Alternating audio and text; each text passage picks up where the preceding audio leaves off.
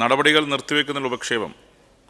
Kozhikode medical college ആശുപത്രിയിൽ ചികിത്സാ പിഴവിനെ തുടർന്ന് രോഗി മരിച്ചതായി പറയപ്പെടുന്ന സംഭവവും സംസ്ഥാനത്തെ സർക്കാർ ആശുപത്രികളിലെ മരുന്നുക്ഷാമവും മൂലം ആരോഗ്യമേഖലയിൽ പ്രതിസന്ധി ഉളവായിട്ടുള്ളതായി പറയപ്പെടുന്ന സാഹചര്യം ചർച്ച ചെയ്യുന്നതിനായി നടപടികൾ നിർത്തിവെക്കണമെന്ന് ഉപക്ഷേപം പരിഗണനക്കെടുക്കണമെന്നാവശ്യപ്പെട്ട് സർവശ്രീ PC Vishnunath, P Ubaidullah, Mons Joseph, Mani C Kappan, Shrimati KK Rama എന്നീ ബഹുമാനപ്പെട്ട അംഗങ്ങൾ റൂൾ 50 പ്രകാരം നോട്ടീസ് നൽകിയിട്ടുണ്ട്.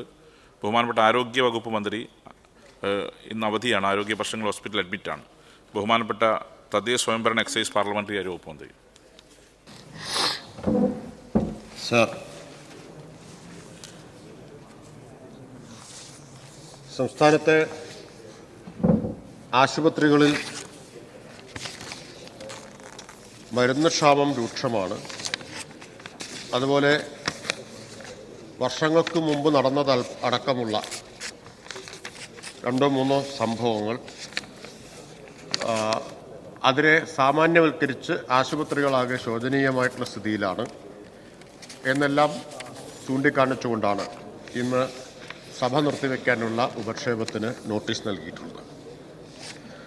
സർ, കേരളത്തിലെ സർക്കാർ ആശുപത്രികളും പൊതുജനാരോഗ്യ സംവിധാനവും ഇന്ത്യയിലെ മറ്റേതൊരു സംസ്ഥാനത്തേക്കാൾ മികച്ചതും ലോകശ്രദ്ധ പിടിച്ചുപറ്റിയിട്ടുള്ളതുമാണ്. അതുകൊണ്ടാണ് കേന്ദ്ര സർക്കാരിൻ്റെ എല്ലാ ആരോഗ്യ സൂചികകളിലും കേരളം ഒന്നാം സ്ഥാനത്ത് നിലനിൽക്കുന്നത്, ഒന്നാം സ്ഥാനം നിലനിർത്തിക്കൊണ്ടിരിക്കുന്നത്. ഇത് യാദൃശ്ചികമായി സംഭവിക്കുന്ന ഒരു നേട്ടമല്ല.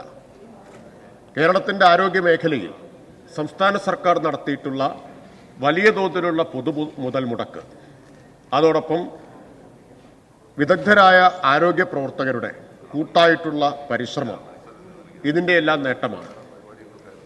വിദഗ്ധരായ ഡോക്ടർമാരും നഴ്സുമാരും ഉൾപ്പെടെ സേവന സന്നദ്ധരായ ഒരു വലിയ ആരോഗ്യ പ്രവർത്തകരുടെ നിരയാണ് നമുക്കുള്ളത്.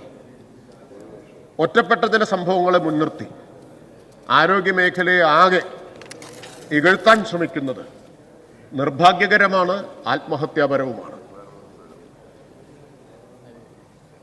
നിർഭാഗ്യവശാൽ ഈ ബഹുമാനപ്പെട്ട പ്രതിപക്ഷ അംഗം നൽകിയിട്ടുള്ള നോട്ടീസ് ഒറ്റപ്പെട്ട ചില സംഭവങ്ങളെ, അതും 2022 നടന്നൊരു സംഭവം ഉൾപ്പെടെയുള്ളവയെ മുൻനിർത്തി കേരളത്തിൻ്റെ ആരോഗ്യ മേഖലയുടെ നേട്ടങ്ങളെ മുഴുവൻ ഇകഴ്ത്താനും ആരോഗ്യ പ്രവർത്തകരുടെ ആത്മവീര്യത്തെ തളർത്താനുമൊക്കെയുള്ള ഒരു ശ്രമമായിട്ടാണ് പരിണമിക്കുന്നത്.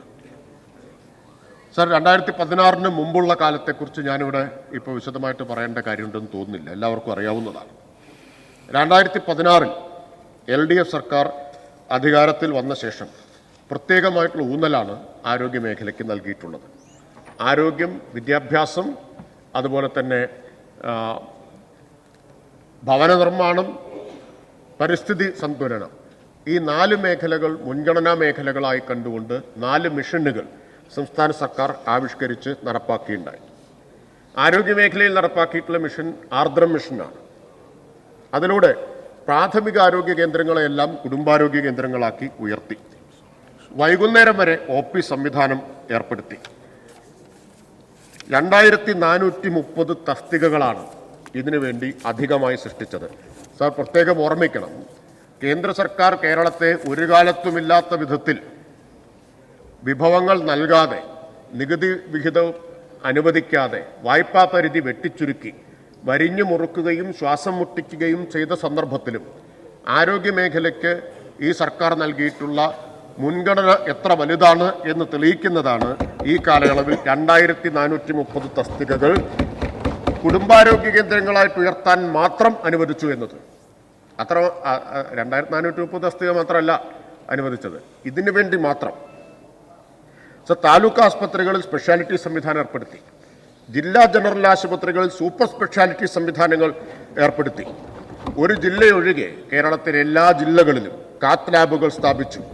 നേരത്തെ മെഡിക്കൽ കോളേജുകളിൽ മാത്രം ലഭ്യമായിരുന്ന സൂപ്പർ സ്പെഷ്യാലിറ്റി സൗകര്യം ഇന്ന് ജില്ലാ ജനറൽ ആശുപത്രികളിലേക്ക് കൂടി വന്നതോടെ ആയിരക്കണക്കിന് പാവപ്പെട്ടവരായ രോഗികൾക്ക് സൂപ്പർ സ്പെഷ്യാലിറ്റി സൗകര്യങ്ങൾ സർക്കാരിൻ്റെ ചെലവിൽ സൗജന്യമായി ഇന്ന് ജില്ലകളിൽ ലഭ്യമാവുകയാണ്.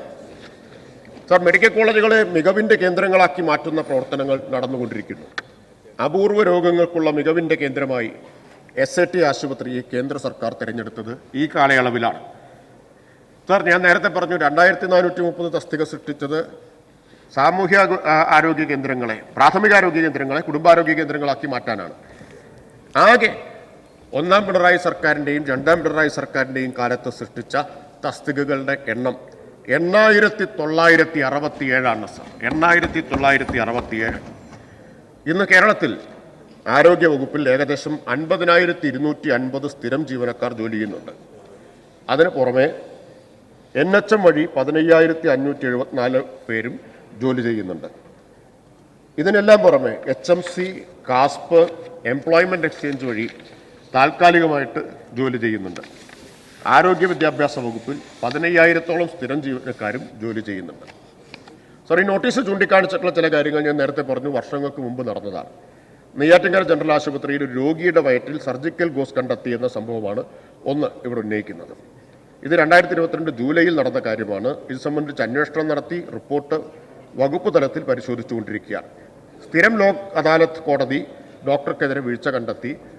ലോക് അദാലത്ത് കോടതിയുടെ ഉത്തരവ് വന്നത് ഈ കഴിഞ്ഞ ഫെബ്രുവരിയിലാണ്. 3 ലക്ഷം രൂപ പിഴ ഈടാക്കാനും ചികിത്സാ ചെലവ് നൽകാനും വിധിച്ചിട്ടുണ്ട്. ഇതിനടിസ്ഥാനത്തിൽ വകുപ്പ് തല നടപടികൾ ആരംഭിച്ചു കഴിഞ്ഞിട്ടുണ്ട്. സർ, കോഴിക്കോട് ഗവൺമെന്റ് മെഡിക്കൽ കോളേജുമായിട്ട് പ്ലീസ് ഓർഡർ ഇങ്ങനെ അംഗങ്ങൾ അടിയന്തര പ്രമേയമാണ്. കോഴിക്കോട് ഗവൺമെന്റ് മെഡിക്കൽ കോളേജുമായി ബന്ധപ്പെട്ട് പ്ലീസ് ഇവിടെ ചൂണ്ടിക്കാണിച്ച കാര്യം, ഓർഡർ IMCH ആശുപത്രിയിൽ ചികിത്സ തേടിയിരുന്ന 57 വയസ്സുള്ള ശ്രീമതി വിലാസിനി എന്ന രോഗി 4/3/2025 അഡ്മിറ്റ് ചെയ്യപ്പെട്ടു. രോഗിക്ക് 7/3/2025 താക്കോൽ ദ്വാര ശസ്ത്രക്രിയയിലൂടെ ഗർഭാശയവും അണ്ഡാശയങ്ങളും നീക്കം ചെയ്തു. ഓപ്പറേഷന്റെ സമയത്ത് തന്നെ ഗർഭാശയവും കുടലും തമ്മിൽ ഒട്ടിച്ചേർന്ന ഭാഗം വിടർത്തുമ്പോൾ വൻകുടലിന്റെ ഭാഗത്തൊരു ക്ഷതം കണ്ടെത്തുകയും അപ്പോൾ തന്നെ ജനറൽ സർജനെ വിളിച്ചു വരുത്തി ലാപ്രോസ്കോപ്പി വഴി ക്ഷതം തുന്നിച്ചേർക്കുകയും ചെയ്തു. എന്നാൽ ലീക്ക് സംശയിച്ചതിനാൽ 10/3/2025 ജനറൽ സർജന്മാർ അടിയന്തരമായി വയർ തുറന്ന് ശസ്ത്രക്രിയ ചെയ്യുകയും കുടലിൽ തുന്നലിട്ട ഭാഗത്ത് ലീക്ക് കാണുകയും ഫീക്കൽ പെരിറ്റോണൈറ്റിസ് എന്ന അവസ്ഥ കണ്ടെത്തുകയും ആ ഭാഗത്ത് വേണ്ട ചികിത്സ ചെയ്യുകയും രോഗിയെ വെന്റിലേറ്ററിലേക്ക് മാറ്റുകയും ചെയ്തു.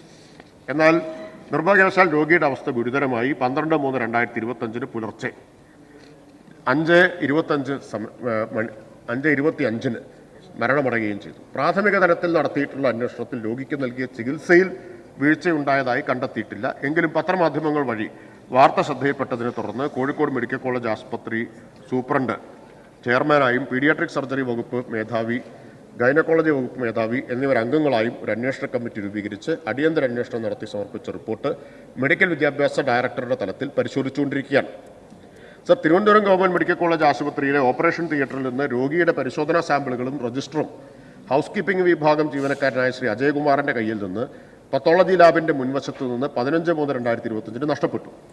യുദ്ധകാലാടിസ്ഥാനത്തിൽ ഈ വിഷയം റിപ്പോർട്ട് ചെയ്യുകയും പോലീസിന്റെ സഹായം ഉൾപ്പെടെ ഉപയോഗിക്കുകയും അത് തിരികെ ലഭ്യമാക്കുകയും ചെയ്തു. സാമ്പിൾ അടങ്ങിയ ബോക്സ് പരിശോധനയ്ക്കായി നൽകുന്നതിന് ലാബിന്റെ കവാടത്തിന് മുമ്പിൽ വെക്കുകയും ജീവനക്കാരൻ അടുത്ത ലാബിലേക്ക് കയറിയ സമയം കൊണ്ട് ഇത് നഷ്ടപ്പെടുകയുമാണ് ഉണ്ടായത്. ഇതിൽ വളരെ വേഗത്തിൽ നടപടി സ്വീകരിക്കുകയും സാമ്പിളുകൾ കേടുകൂടാതെ തന്നെ തിരിച്ച് ലഭ്യമാക്കുകയും ലാബുകളിൽ പരിശോധനയ്ക്ക് നൽകുകയും ചെയ്തു. ഉത്തരവാദിയായ ജീവനക്കാരനെ അന്നേ ദിവസം തന്നെ സസ്പെൻഡ് ചെയ്തു.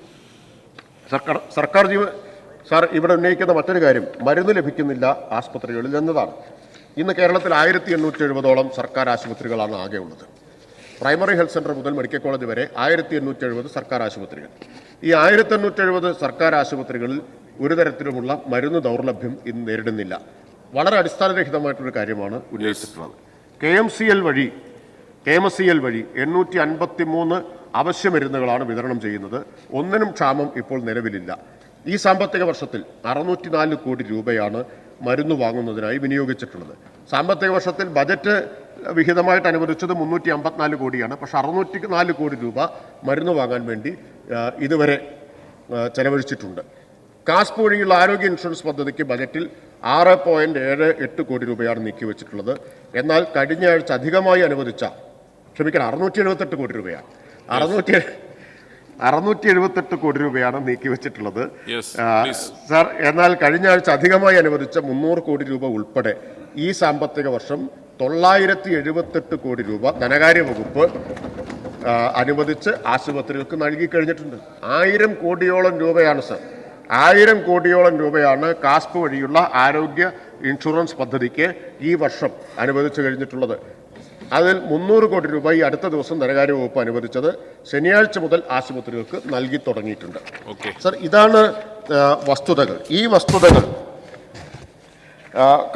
തരിമ്പും കണക്കിലെടുക്കാതെയാണ് ഇങ്ങനെ ഒരു പ്രശ്നം ഇവിടെ ഉന്നയിച്ചിട്ടുള്ളത്. സർ, ഒറ്റപ്പെട്ട സംഭവങ്ങൾ ഇവിടെ നോട്ടീസിൽ 3 കാര്യങ്ങളാണ് ഉന്നയിച്ചത്. ഒന്ന് നെയ്യാറ്റിൻകര ആശുപത്രിയിലെ സംഭവം, മറ്റൊന്ന് കോഴിക്കോട് മെഡിക്കൽ കോളേജിലെ. തിരുവനന്തപുരത്തേത് യഥാർത്ഥത്തിൽ എന്തെങ്കിലും ചികിത്സാ പിഴവിൻ്റേതല്ല, ഒരു ജീവനക്കാരൻ്റെ അശ്രദ്ധയുടെ ഭാഗമായിട്ടുണ്ടായ സാമ്പിളുകൾ നഷ്ടപ്പെട്ടു, അത് തിരിച്ചു കിട്ടുകയും ചെയ്തു. ഇപ്പോൾ ഒറ്റപ്പെട്ട 2 സംഭവങ്ങളെ മുൻനിർത്തി അതിനെ സാമാന്യവൽക്കരിച്ചുകൊണ്ടാണ് കേരളത്തിലെ പൊതുജനാരോഗ്യ സംവിധാനത്തെ മുഴുവൻ ഇകഴ്ത്താൻ ശ്രമിക്കുന്നത്. സർ, കേരളത്തിലെ ആശുപത്രികളുടെ സ്ഥിതി എന്താണ്? സംസ്ഥാനത്തെ പ്രധാനപ്പെട്ട മെഡിക്കൽ കോളേജുകളിൽ ഓരോന്നിലും ഒരു മാസം മേജർ മൈനർ ഇനങ്ങളിലായി 4000-ഓളം സർജറികളാണ് നടക്കുന്നത്. 4000 സർജറികളാണ് നടക്കുന്നത്. മെഡിക്കൽ കോളേജുകളിൽ പ്രതിമാസം വരുന്ന OP-IP-കളുടെ കണക്കെടുത്താൽ എത്ര രോഗികളാണ് ആശുപത്രികളിൽ വന്നു പോകുന്നതെന്ന് മനസ്സിലാവും. ഇപ്പോൾ കോഴിക്കോട് ഗവൺമെൻറ് മെഡിക്കൽ കോളേജിൽ 10 ലക്ഷം രോഗികളാണ് ശരാശരി ഒരു വർഷത്തിൽ വരുന്നത്. സർ, ഒരു വർഷമാണ് 10 ലക്ഷം വരുന്നത് എന്ന് പറഞ്ഞാൽ ലോകത്തെ ചില നഗരങ്ങളുടെ ആകെ ജനസംഖ്യയോളം വരുന്ന ആളുകൾ ഒരു വർഷം വരുന്ന മെഡിക്കൽ കോളേജ്. അവസാനിപ്പിക്കാം, ഞാൻ ഇതുകൂടി പറഞ്ഞ് അവസാനിപ്പിക്കാം. അപ്പോൾ അത്രയേറെ ആളുകൾ വരുന്ന ആശുപത്രികളിൽ വർഷത്തിൽ ഒരു സംഭവം ഉണ്ടായിക്കഴിഞ്ഞാൽ 4000 സർജറി ഒരു മാസം നടക്കുമ്പോൾ ഒരു കൊല്ലം എത്രയാണ് സർജറി നടക്കുന്നത്? ഏതാണ്ട് 50,000-ഓളം സർജറി നടക്കുകയാണ്. അതിലൊരു സംഭവം ഉണ്ടായിക്കഴിഞ്ഞാൽ അതിനെ നമ്മൾ സാമാന്യവൽക്കരിക്കാമോ? ഈ ഡോക്ടർമാർ, നഴ്സുമാർ ഇവരെല്ലാം എത്ര ആത്മാർത്ഥതയോടെയും സമർപ്പണ ബുദ്ധിയോടെയും ആണ് അവർ ജോലി ചെയ്തുകൊണ്ടിരിക്കുന്നത്. അതിനിടയിൽ സംഭവിക്കാവുന്ന ഹ്യൂമൻ എററുണ്ട്, കൈപ്പിഴ സംഭവിക്കാൻ ഇടയുണ്ട്, വളരെ അത്യപൂർവമായി സംഭവിക്കുന്നത്. സർ, WHO സംബന്ധിച്ചൊരു പഠനം നടത്തിയിട്ടുണ്ട്. WHO ഫാക്ട് ഷീറ്റ് 2023 എന്താ ചൂണ്ടിക്കാണിക്കുന്നത്? എൻ്റെ കൈവശം അതിൻ്റെ കോപ്പിയുണ്ട്. WHO ചൂണ്ടിക്കാണിക്കുന്നത് around 1 in every 10 patients is harmed in health care and more than 3 million deaths occur annually due to unsafe care. 30 ലക്ഷം പേര് ലോകത്താകെ ഈ ചികിത്സാ പിഴവ് മൂലം മരിക്കുന്നുണ്ട്. 10-1 പിഴവുകൾ സംഭവിക്കാറുണ്ട്. എന്നാൽ കേരളത്തിലെ പിഴവ് എത്രയാണ് സർ? കേരളത്തിൽ ഇത് 0.2% താഴെയാണ്. 0.2% താഴെയാണ്. അപ്പോൾ 10% വരെ സർജറിയിൽ ആഗോളമായിട്ട് പിഴവുകൾ സംഭവിക്കുന്നത് WHO 2023 ഫാക്ട് ഷീറ്റ് ചൂണ്ടിക്കാണിക്കുമ്പോൾ കേരളത്തിൽ അത് 0.2% എന്ന് നമ്മൾ കാണണം. സംസ്ഥാനത്തെ മെഡിക്കൽ കോളേജുകളിൽ സങ്കീർണമായിട്ടുള്ള ശസ്ത്രക്രിയകൾ നടക്കുന്നുണ്ട്. ലിവർ ട്രാൻസ്പ്ലാന്റേഷൻ, അതുപോലെ തന്നെ റോബോട്ടിക് സർജറി, എൻഡോസ്കോപ്പിക് സർജറി തുടങ്ങിയിട്ടുള്ള ആധുനിക ചികിത്സാ രീതികളും നടക്കുന്നുണ്ട്. വൻകിട സ്വകാര്യ ആശുപത്രികളിൽ മാത്രം ലഭ്യമാക്കിയിരുന്ന സൗകര്യങ്ങൾ ഇന്ന് കേരളത്തിലെ സർക്കാർ മെഡിക്കൽ കോളേജുകളിലൂടെ സാധാരണക്കാർക്ക്, പാവപ്പെട്ടവർക്ക് ലഭ്യമാവുകയാണ്. ഈ വസ്തുതകൾ കാണാതെ ഈ പറഞ്ഞ ഒരു കൊല്ലം 50,000 സർജറിയൊക്കെ നടക്കുമ്പോൾ സംഭവിക്കുന്ന ഒരു പിഴവിനെ സാമാന്യവൽക്കരിച്ചുകൊണ്ട് ഈ സർക്കാർ ആശുപത്രികൾ മുഴുവൻ ഇങ്ങനെയാണ് എന്ന് സ്ഥാപിക്കുന്നത് ഈ ആരോഗ്യ പ്രവർത്തകരുടെ, ഡോക്ടർമാരുടെ ഒക്കെ മനോവീര്യത്തെ തളർത്തുന്നതാണ്. അവരെ ഇത്തരം കാര്യങ്ങളിൽ അവർ ആത്മാർത്ഥമായി നടത്തുന്ന പ്രവർത്തനങ്ങളിൽ നിന്ന് പിന്തിരിപ്പിക്കാൻ മാത്രമേ ഇടയാക്കുകയുള്ളൂ. അതുകൊണ്ട് ബഹുമാനപ്പെട്ട പ്രതിപക്ഷ അംഗങ്ങൾ ഇത്തരം കാര്യങ്ങൾ ഉന്നയിക്കുമ്പോൾ ഈ വസ്തുതകൾ കൂടി കണക്കിലെടുത്തുകൊണ്ട് വേണം ആ കാര്യങ്ങളെ ഉന്നയിക്കാൻ എന്നാണ് എനിക്ക് ചൂണ്ടിക്കാണിക്കാനുള്ളത്. അതുകൊണ്ട് തന്നെ ഇത് സഭ നിർത്തിവെച്ച് ചർച്ച ചെയ്യേണ്ട കാര്യമില്ല. ശ്രീ PC വിഷ്ണുനാഥ്. സർ, നമ്മുടെ മുഖ്യമന്ത്രിയും മന്ത്രിമാരും സെക്രട്ടേറിയറ്റിലേക്ക് കടന്നു വരുന്ന ആ റോഡിനൊരു പേരുണ്ട്. പുന്നൻ റോഡെന്നാണ് ആ റോഡിൻ്റെ പേര്. മേരി പുന്നൻ ലൂക്കോസിൻ്റെ പേരിലാണ് ഈ റോഡ്. ഇന്ത്യയിലെ ആദ്യത്തെ വനിതാ സർജൻ ജനറലായിരുന്നു മേരി പുന്നൻ ലൂക്കോസ്. 1924 തിരുവിതാംകൂറിൻ്റെ മെഡിക്കൽ സംവിധാനങ്ങളുടെ മേധാവിയായി അവർ പ്രവർത്തിക്കുമ്പോൾ അവരുടെ അധീനതയിൽ 1924 32 സർക്കാർ ആശുപത്രികൾ, 40 സർക്കാർ ഡിസ്പെൻസറികൾ, 20 സ്വകാര്യ സ്ഥാപനങ്ങൾ എന്നിവ ഉണ്ടായിരുന്നു. 1896 സ്ഥാപിച്ച സിവിൽ ആശുപത്രിയാണ് പിന്നീട് പിൽക്കാലത്ത് തിരുവനന്തപുരത്ത് ജനറൽ ആശുപത്രിയായത് 1896. 1818 മട്ടാഞ്ചേരിയിൽ ആദ്യത്തെ ഡിസ്പെൻസറി ആരംഭിക്കുന്നത് 1818. 1812 പരിശീലനം ലഭിച്ച 6 അച്ചുകുത്തുപിള്ളമാർ, അതായത് വാക്സിനേറ്റർമാരുടെ പഴയ പേരാണ്. അന്ന് കൊച്ചിയിൽ അച്ചുകുത്തുപിള്ളമാർ 6 പേരെ 12 നിയമിച്ചിട്ടുണ്ടായിരുന്നു സാർ. 1877 തിരുവിതാംകൂറിൽ റോയൽ പ്രൊക്ലമേഷൻ വഴി വാക്സിനേഷൻ ആരംഭിച്ചു. ഇത്രയും ഞാൻ പറഞ്ഞത്, ഇന്ത്യക്ക് സ്വാതന്ത്ര്യം കിട്ടുന്നതിന് മുമ്പ് തന്നെ മറ്റ് ഇന്ത്യൻ സംസ്ഥാനങ്ങളെ അപേക്ഷിച്ച് കേരളം പൊതുജനാരോഗ്യത്ത് എത്രമേൽ മുന്നിട്ട് നിന്നിരുന്നു എന്ന ചരിത്ര വസ്തുത ഈ സഭയെ അറിയിക്കുന്നതിന് വേണ്ടിയിട്ടാണ്. സാർ, നമ്മുടെ കമ്മ്യൂണിസ്റ്റ് പാർട്ടി 1930കളുടെ അവസാനമല്ലേ? നമ്മുടെ ആതുരാലയങ്ങളെ സംബന്ധിച്ച് അടുത്തിടെ വന്ന ചില മാധ്യമ വാർത്തകൾ. സാർ, മനോരമ എഡിറ്റോറിയൽ, അത്യാസന്ന നിലയിൽ ഒരു മെഡിക്കൽ കോളേജ്, കോഴിക്കോടിൻ്റെ അഭിമാന സ്ഥാപനം ഇത്തരത്തിലാകരുത്. അങ്ങ് പറഞ്ഞ പോലെ ഒരുപാട് കാലം മുമ്പ് വന്ന എഡിറ്റോറിയലൊന്നുമല്ല. സംസ്ഥാനത്തെ പൊതുജനാരോഗ്യ മേഖലയുടെ ഗുണനിലവാരത്തിൻ്റെ പ്രധാന അളവുകോൽ സർക്കാർ മെഡിക്കൽ കോളേജുകളാണെന്ന് പറയാം. ആരോഗ്യ കേരളം എവിടെ എത്തി നിൽക്കുന്നു എന്നറിയാൻ കോഴിക്കോട് മെഡിക്കൽ കോളേജിലേക്ക് നോക്കിയാൽ മതി. വാഹനാപകടത്തിൽ ഒടിഞ്ഞ കാലുകൾക്ക് ശസ്ത്രക്രിയ നടത്താൻ കഴിയാതെ ആഴ്ചകളോളം കിടക്കയിൽ തള്ളി നീക്കേണ്ടി വരുന്നവർ, അർബുദത്തിന്റെ വേദനയും പേറി മെഡിക്കൽ കോളേജിലെ ന്യായവില ഷോപ്പിന് മുന്നിൽ മരുന്നിന് കാത്തുനിന്ന് നിരാശയോടെ മടങ്ങുന്നവർ, ഡയാലിസിസ് ചെയ്യാൻ ആവശ്യമായ മരുന്നും കിറ്റുകളും പുറത്തുനിന്ന് സ്വന്തം പണം മുടക്കി വാങ്ങി ഡോക്ടറെ കാണാനെത്തുന്നവർ, ആരോഗ്യരംഗത്ത് നാം കൊട്ടിഘോഷിച്ചു പോരുന്ന കേരള മോഡൽ അത്യാസന്ന നിലയിലാണിവിടെ. കോടികളുടെ കുടിശ്ശികയും ജീവനക്കാരുടെ ക്ഷാമവും മൂലം അടിയന്തര ചികിത്സ ആവശ്യമായ സ്ഥിതിയിലാണ് മലബാറിലെ രോഗികളുടെ പ്രധാന ആശ്രയമായ കോഴിക്കോട് മെഡിക്കൽ കോളേജ്. കോഴിക്കോടിന് പുറമെ കാസർഗോഡ്, വയനാട്, കണ്ണൂർ, മലപ്പുറം ജില്ലകളിൽ നിന്നുവരെ വിദഗ്ധ ചികിത്സയ്ക്കായി റഫർ ചെയ്യപ്പെട്ടെത്തുന്ന രോഗികൾ നിരാശരായി മടങ്ങുന്നത് കാണാത്തത് അധികൃതർ മാത്രമായിരിക്കും. മനോരമയുടെ കുഴപ്പമാണെന്ന് ആരോ അവിടുന്ന് പറയുന്നത് ഞാൻ ചെറുതായിട്ട് കേട്ടു. ഇനി മാതൃഭൂമി പറയാം, ആശങ്കയായി മുണ്ടിനീര്. ആരോഗ്യ കേരളത്തിന് ആശങ്ക പകരുന്ന വിധത്തിലാണ് മുണ്ടിനീര് വ്യാപകമാകുന്നത്. സാർ, 2024 ജനുവരി മുതലുള്ള 14 മാസങ്ങളിൽ 74,300 കുട്ടികൾക്കാണ് മുണ്ടിനീര് ഈ സംസ്ഥാനത്ത് പിടിച്ചത്. സാർ, ഈ കഴിഞ്ഞ ഒരു വർഷവും ഈ 2 മാസം എന്ന് പറയുമ്പോൾ ഇപ്പോൾ ഉടനെയാണ്, ഇപ്പോൾ നടന്നുകൊണ്ടിരിക്കുന്നതാണ്. കോട്ടയം ജില്ലയിലെ പല വിദ്യാഭ്യാസ സ്ഥാപനങ്ങളും അടച്ചിടുകയാണ് മുണ്ടിനീര് വ്യാപിക്കുന്നതിന്റെ പേരിൽ. ബഹുമാനപ്പെട്ട സിദ്ദിഖ് അംഗം ഇവിടെ സൂചിപ്പിക്കുകയുണ്ടായി. സാർ, ഇവിടെ അങ്ങ് പറഞ്ഞു മാതൃഭൂമിയും കുഴപ്പമാണെന്ന് പറഞ്ഞു. സാർ, അങ്ങനെയാണെങ്കിൽ കേരളത്തിൽ 6 വർഷത്തിനിടെ 301 ഡെങ്കിപ്പനി മരണം, രാജ്യത്ത് തന്നെ ഏറ്റവും കൂടുതൽ കേരള കൗമുദി. കുഴപ്പമാണോ? പണമില്ല മരുന്നിന് പോലും മാധ്യമം, അതും കുഴപ്പമാണോ? ഇനി ബാക്കി സുപ്രഭാതം ഇങ്ങനെ തുടങ്ങി ഓരോ പത്രങ്ങളും വായിക്കാം. ദേശാഭിമാനി മാത്രം വായിക്കുന്നുണ്ടുള്ള പ്രശ്നമാണ്. ബാക്കി പത്രം കൂടെ വായിച്ചാൽ ഈ രോഗത്തിന് ചികിത്സയുണ്ട്. രക്താർബുദ ചികിത്സക്കിടെ HIV പോസിറ്റീവായി. സാർ, രക്താർബുദ ചികിത്സക്കിടെ HIV പോസിറ്റീവായി നഷ്ടപരിഹാരം നൽകുമ്പോൾ പത്രങ്ങളൊന്നുമല്ല ചോദിച്ചത്, ഹൈക്കോടതിയാണ്. സാർ, ഒറ്റപ്പെട്ട സംഭവം എന്ന് കരുതി എഴുതിത്തള്ളാൻ കഴിയുന്ന കാര്യമാണോ സാർ? സാർ, ഈ കോഴിക്കോട് മെഡിക്കൽ കോളേജിലെ വിലാസിനി എന്ന രോഗി, അവര് ഈ ഗർഭപാത്രം നീക്കാനുള്ള ശസ്ത്രക്രിയയ്ക്ക് വേണ്ടി ആശുപത്രി പ്രവേശിപ്പിച്ചു. ശസ്ത്രക്രിയയിൽ ഒരു പിഴവുണ്ടായി. അത് കുടലിന് അവർക്ക് മുറിവ് പറ്റി. അതിനുശേഷം വയറുവേദന അനുഭവപ്പെട്ടപ്പോൾ ഗ്യാസ് ട്രബിൾ ആണെന്ന് പറഞ്ഞ് ഒഴിവാക്കി. യഥാസമയം ചികിത്സിച്ചില്ല. പിന്നീട് വെന്റിലേറ്ററിലേക്ക് അവരെ മാറ്റി. കുടുംബാംഗങ്ങൾക്ക് യാതൊരു വിവരവും കിട്ടിയില്ല. അവർ പ്രൈവറ്റ് ആശുപത്രിയിലേക്ക് മാറ്റാമെന്ന് അധികൃതരോട് പറഞ്ഞു. അതിനെ അനുവദിച്ചില്ല. ഒടുവിൽ അവർ ആ കുടലിലെ അണുബാധ കരളിലേക്ക് ബാധിച്ച് അവർ മരണപ്പെടുകയാണുണ്ടായത്. ഗർഭപാത്രം നീക്കം ചെയ്യാൻ വേണ്ടി ചെന്ന് കരളിനായി അവർ മരണപ്പെട്ടു. സാർ, അങ്ങ് എന്ത് അർത്ഥത്തിലാണ് ഒരുപാട് വർഷം മുമ്പത്തെ കാര്യം പറഞ്ഞു എന്ന് പറഞ്ഞു? അങ്ങ് തന്നെ ഒരു ഡേറ്റ് ഇവിടെ പറഞ്ഞായിരുന്നു, 15/3/2025 എന്ന് പറഞ്ഞ ഒരുപാട് വർഷം മുമ്പാണോ സാർ? സാർ, ശസ്ത്രക്രിയയ്ക്ക് ശേഷം രോഗനിർണയത്തിന് അയച്ച സാമ്പിളുകൾ ആക്രിക്കാരൻ്റെ കയ്യിൽ, തിരുവനന്തപുരത്ത് മെഡിക്കൽ കോളേജിലാണ് സാർ. സാർ, ഈ ശസ്ത്രക്രിയ നടത്തിയവരുടെ രോഗനിർണയം നടത്തുന്നതിനാണ് സ്പെസിമെനുകൾ പാത്തോളജി ലാബിലേക്ക് പരിശോധനയ്ക്ക് അയക്കുന്നത്. ക്യാൻസർ അടക്കമുള്ള ഗുരുതര രോഗങ്ങൾ നിർണ്ണയിക്കാൻ ഈ സ്പെസിമെനുകൾ തുടർ പരിശോധനയ്ക്ക് അയക്കുന്നു. ഇതാണ് ആക്രിക്കാരന്റെ കയ്യിലെത്തിയത് സാർ. ഈ സംഭവങ്ങളെല്ലാം ഉണ്ടായി കഴിയുമ്പോൾ ഒരു നടപടിയെടുത്തു, സസ്പെൻഡ് ചെയ്തു എന്ന് പറഞ്ഞാൽ അവസാനിക്കുവാണ് സാർ. സാർ, ഇവിടെ നമ്മുടെ MLA ഹൗസിലെ ഒരു ജീവനക്കാരുണ്ട് സാർ, രവീന്ദ്രൻ നായർ. നമുക്കെല്ലാം അറിയുന്ന ആളാണ്. നമ്മുടെ അസിസ്റ്റന്റ് മാനേജറുടെ ഓഫീസിൽ ജോലി ചെയ്യുന്ന ആളാണ്. ബഹുമാനപ്പെട്ട സിവിൽ സപ്ലൈസ് മന്ത്രി GR അനിൽ YF-ന്റെ ജില്ലാ സെക്രട്ടറി ആയിരുന്നപ്പോൾ ജില്ലാ കമ്മിറ്റിയിൽ അദ്ദേഹത്തിൻ്റെ കൂടെ പ്രവർത്തിച്ചിരുന്ന ആളാണ് സാർ.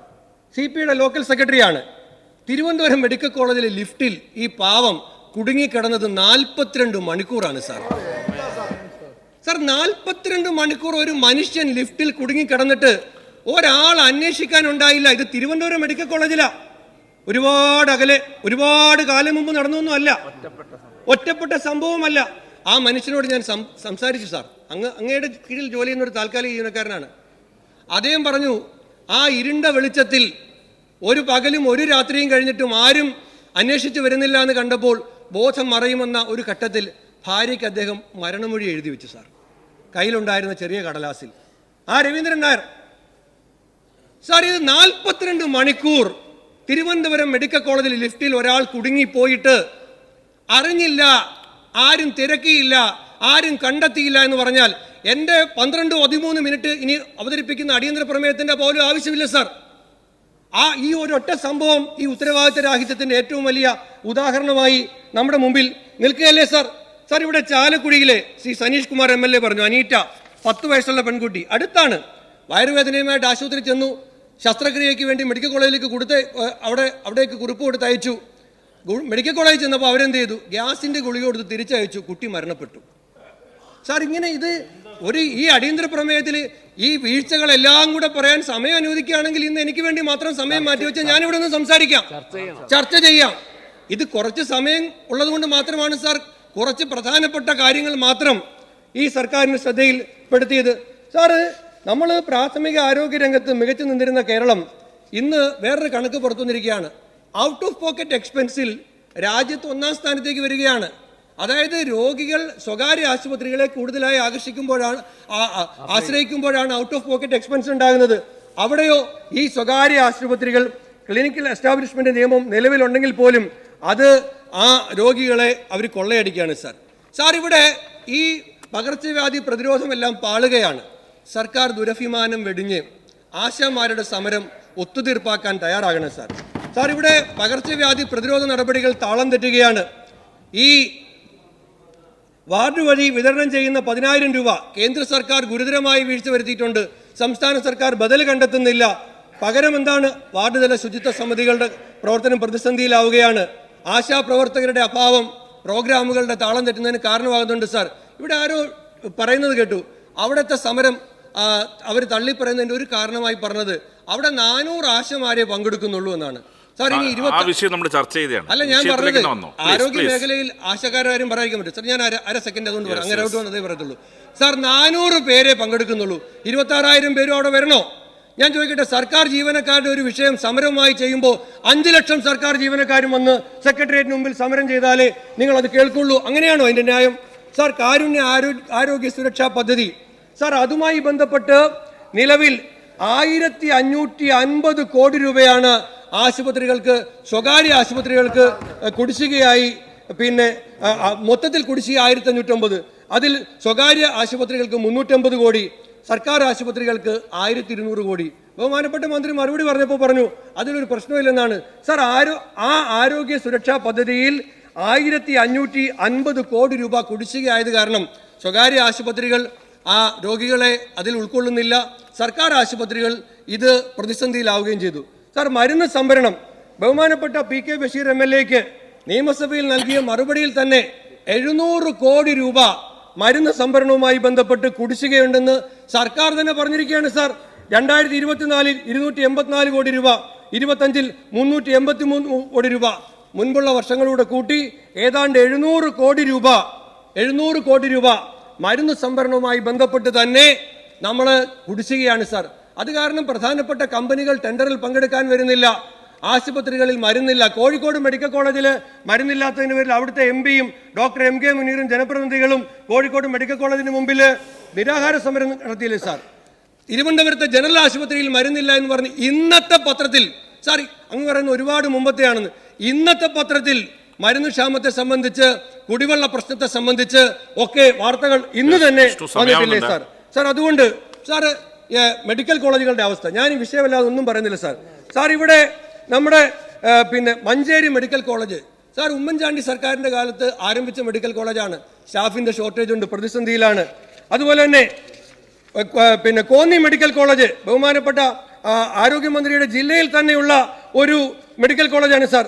അവിടെയും അവസ്ഥ ദയനീയമാണ് സാർ. സാർ എൻ്റെ ജില്ലയിലുള്ള പാരിപ്പള്ളി മെഡിക്കൽ കോളേജ്, കൊല്ലം മെഡിക്കൽ കോളേജ്, സാറ് ലോകത്ത് ഏതെങ്കിലും ഒരാശുപത്രിയിൽ മെഡിക്കൽ കോളേജിൽ നിന്ന് ജില്ലാ ആശുപത്രിയിലേക്ക് റെഫർ ചെയ്യുന്നുണ്ടെങ്കിൽ അത് പാരിപ്പള്ളി മെഡിക്കൽ കോളേജിലാണ്. കാരണം അവിടെ ചെല്ലുമ്പോൾ അവിടെ സൗകര്യമില്ല. വയനാടും അങ്ങനെ തന്നെയാണെന്ന് IC ബാലകൃഷ്ണൻ പറയുന്നു. സാർ അത് കാസർഗോഡ് മെഡിക്കൽ കോളേജിന്റെ അവസ്ഥ എന്താണ് സാർ? ഉമ്മൻചാണ്ടി സർക്കാരിന്റെ സാർ കാലത്ത് തുടക്കം കുറിച്ചതല്ലേ സാർ? സാർ ഇത് ഞാൻ 2 മിനിറ്റ് എടുക്കത്തുള്ളൂ സാർ. മന്ത്രി ആദ്യത്തെ തന്നെ 13 മിനിറ്റ് പറഞ്ഞു, ഇനി അദ്ദേഹത്തിന് 15 മിനിറ്റ് കിടക്കുകയാണ്. അപ്പൊ ഞാൻ അതുകൊണ്ട് സാർ 2 മിനിറ്റ് എടുക്കത്തുള്ളൂ. ഞാൻ ഒന്നും പറയുന്നില്ല സാർ. സാർ ഈ പാലക്കാട് മെഡിക്കൽ കോളേജ് ശ്രീ രാഹുൽ മാങ്കൂട്ട് ഇവിടെ പ്രസംഗത്തിൽ പറഞ്ഞു സാർ, ആ മെഡിക്കൽ കോളേജുകളെ ആകെ തകർത്തിരിക്കുകയാണ്. സാർ അങ്ങ് ഇവിടെ പറഞ്ഞൊരു കാര്യം ഞാൻ പറയുകയാണ് സാർ. അങ്ങ് ഇവിടെ പറഞ്ഞു ഡോക്ടർമാരുടെ മനോവീര്യം തകർക്കരുത് സാർ. സാറ് ഞാനൊരു സമരത്തിൻ്റെ പ്ലക്കാർഡിലെ ആവശ്യം വായിക്കാം. ജീവനക്കാരോടുള്ള മനുഷ്യത്വരഹിതമായ സമീപനം അവസാനിപ്പിക്കുക.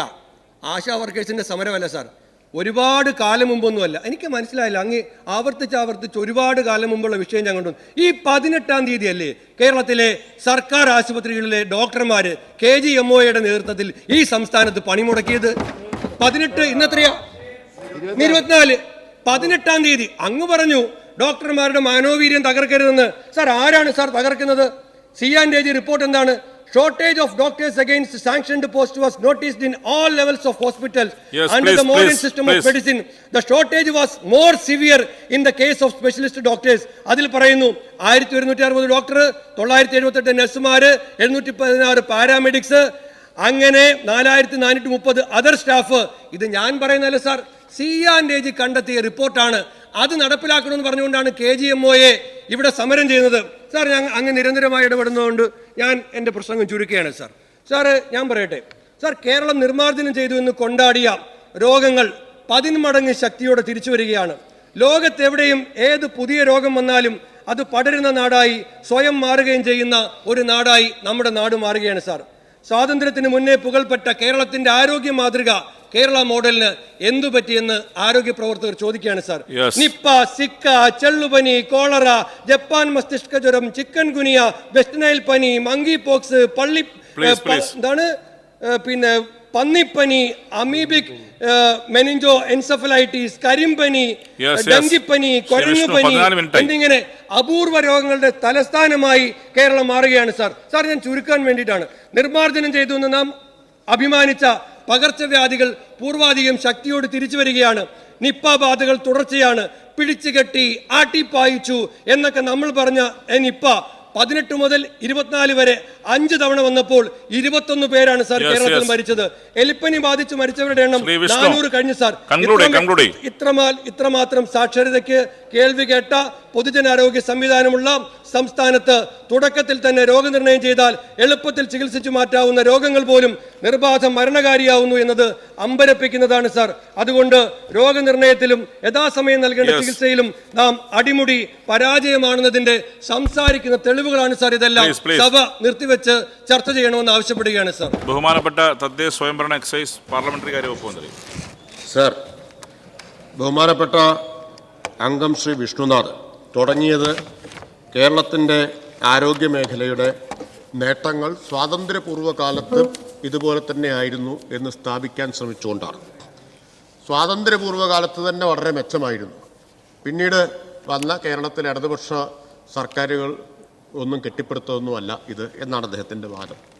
ഇത് ഈ കാര്യത്തിൽ മാത്രമല്ല സാർ, വിഖ്യാതമായിട്ടുള്ള കേരള മോഡലിനെ എതിർത്താൻ UDF മാത്രമല്ല കേരളത്തിലെ സംഘടിത വലതുപക്ഷം എക്കാലത്തും ആശ്രയിക്കുന്ന ഒരു വാദം ഇതാണ്. എല്ലാം പണ്ടേ ഉണ്ടായിരുന്നു ഇവിടെ, പ്രത്യേകിച്ച് ഇടതുപക്ഷം വന്നിട്ടല്ല ഇതൊന്നും ഉണ്ടാക്കിയിട്ടുള്ളത്. സർ, ചില വസ്തുത അങ്ങനെ പറഞ്ഞതുകൊണ്ട് നമുക്ക് നോക്കാം. 1947 എന്തായിരുന്നു കേരളത്തിൽ ആയുർദൈർഘ്യം? ഇവിടെ ഇരുന്ന് പരിശോധിച്ചപ്പോൾ നമുക്ക് കാണാൻ കഴിഞ്ഞ കാര്യം 45 വയസ്സാണ്. ഇന്ന് ഇന്ത്യയിലെ ഏറ്റവും ഉയർന്ന ആയുർദൈർഘ്യം 75 വയസ്സ് കേരളം കൈവരിച്ചിരിക്കുന്നു. ഇനി കണക്കുകൾ നോക്കാന്നേ, കണക്കുകൾ നോക്കാം.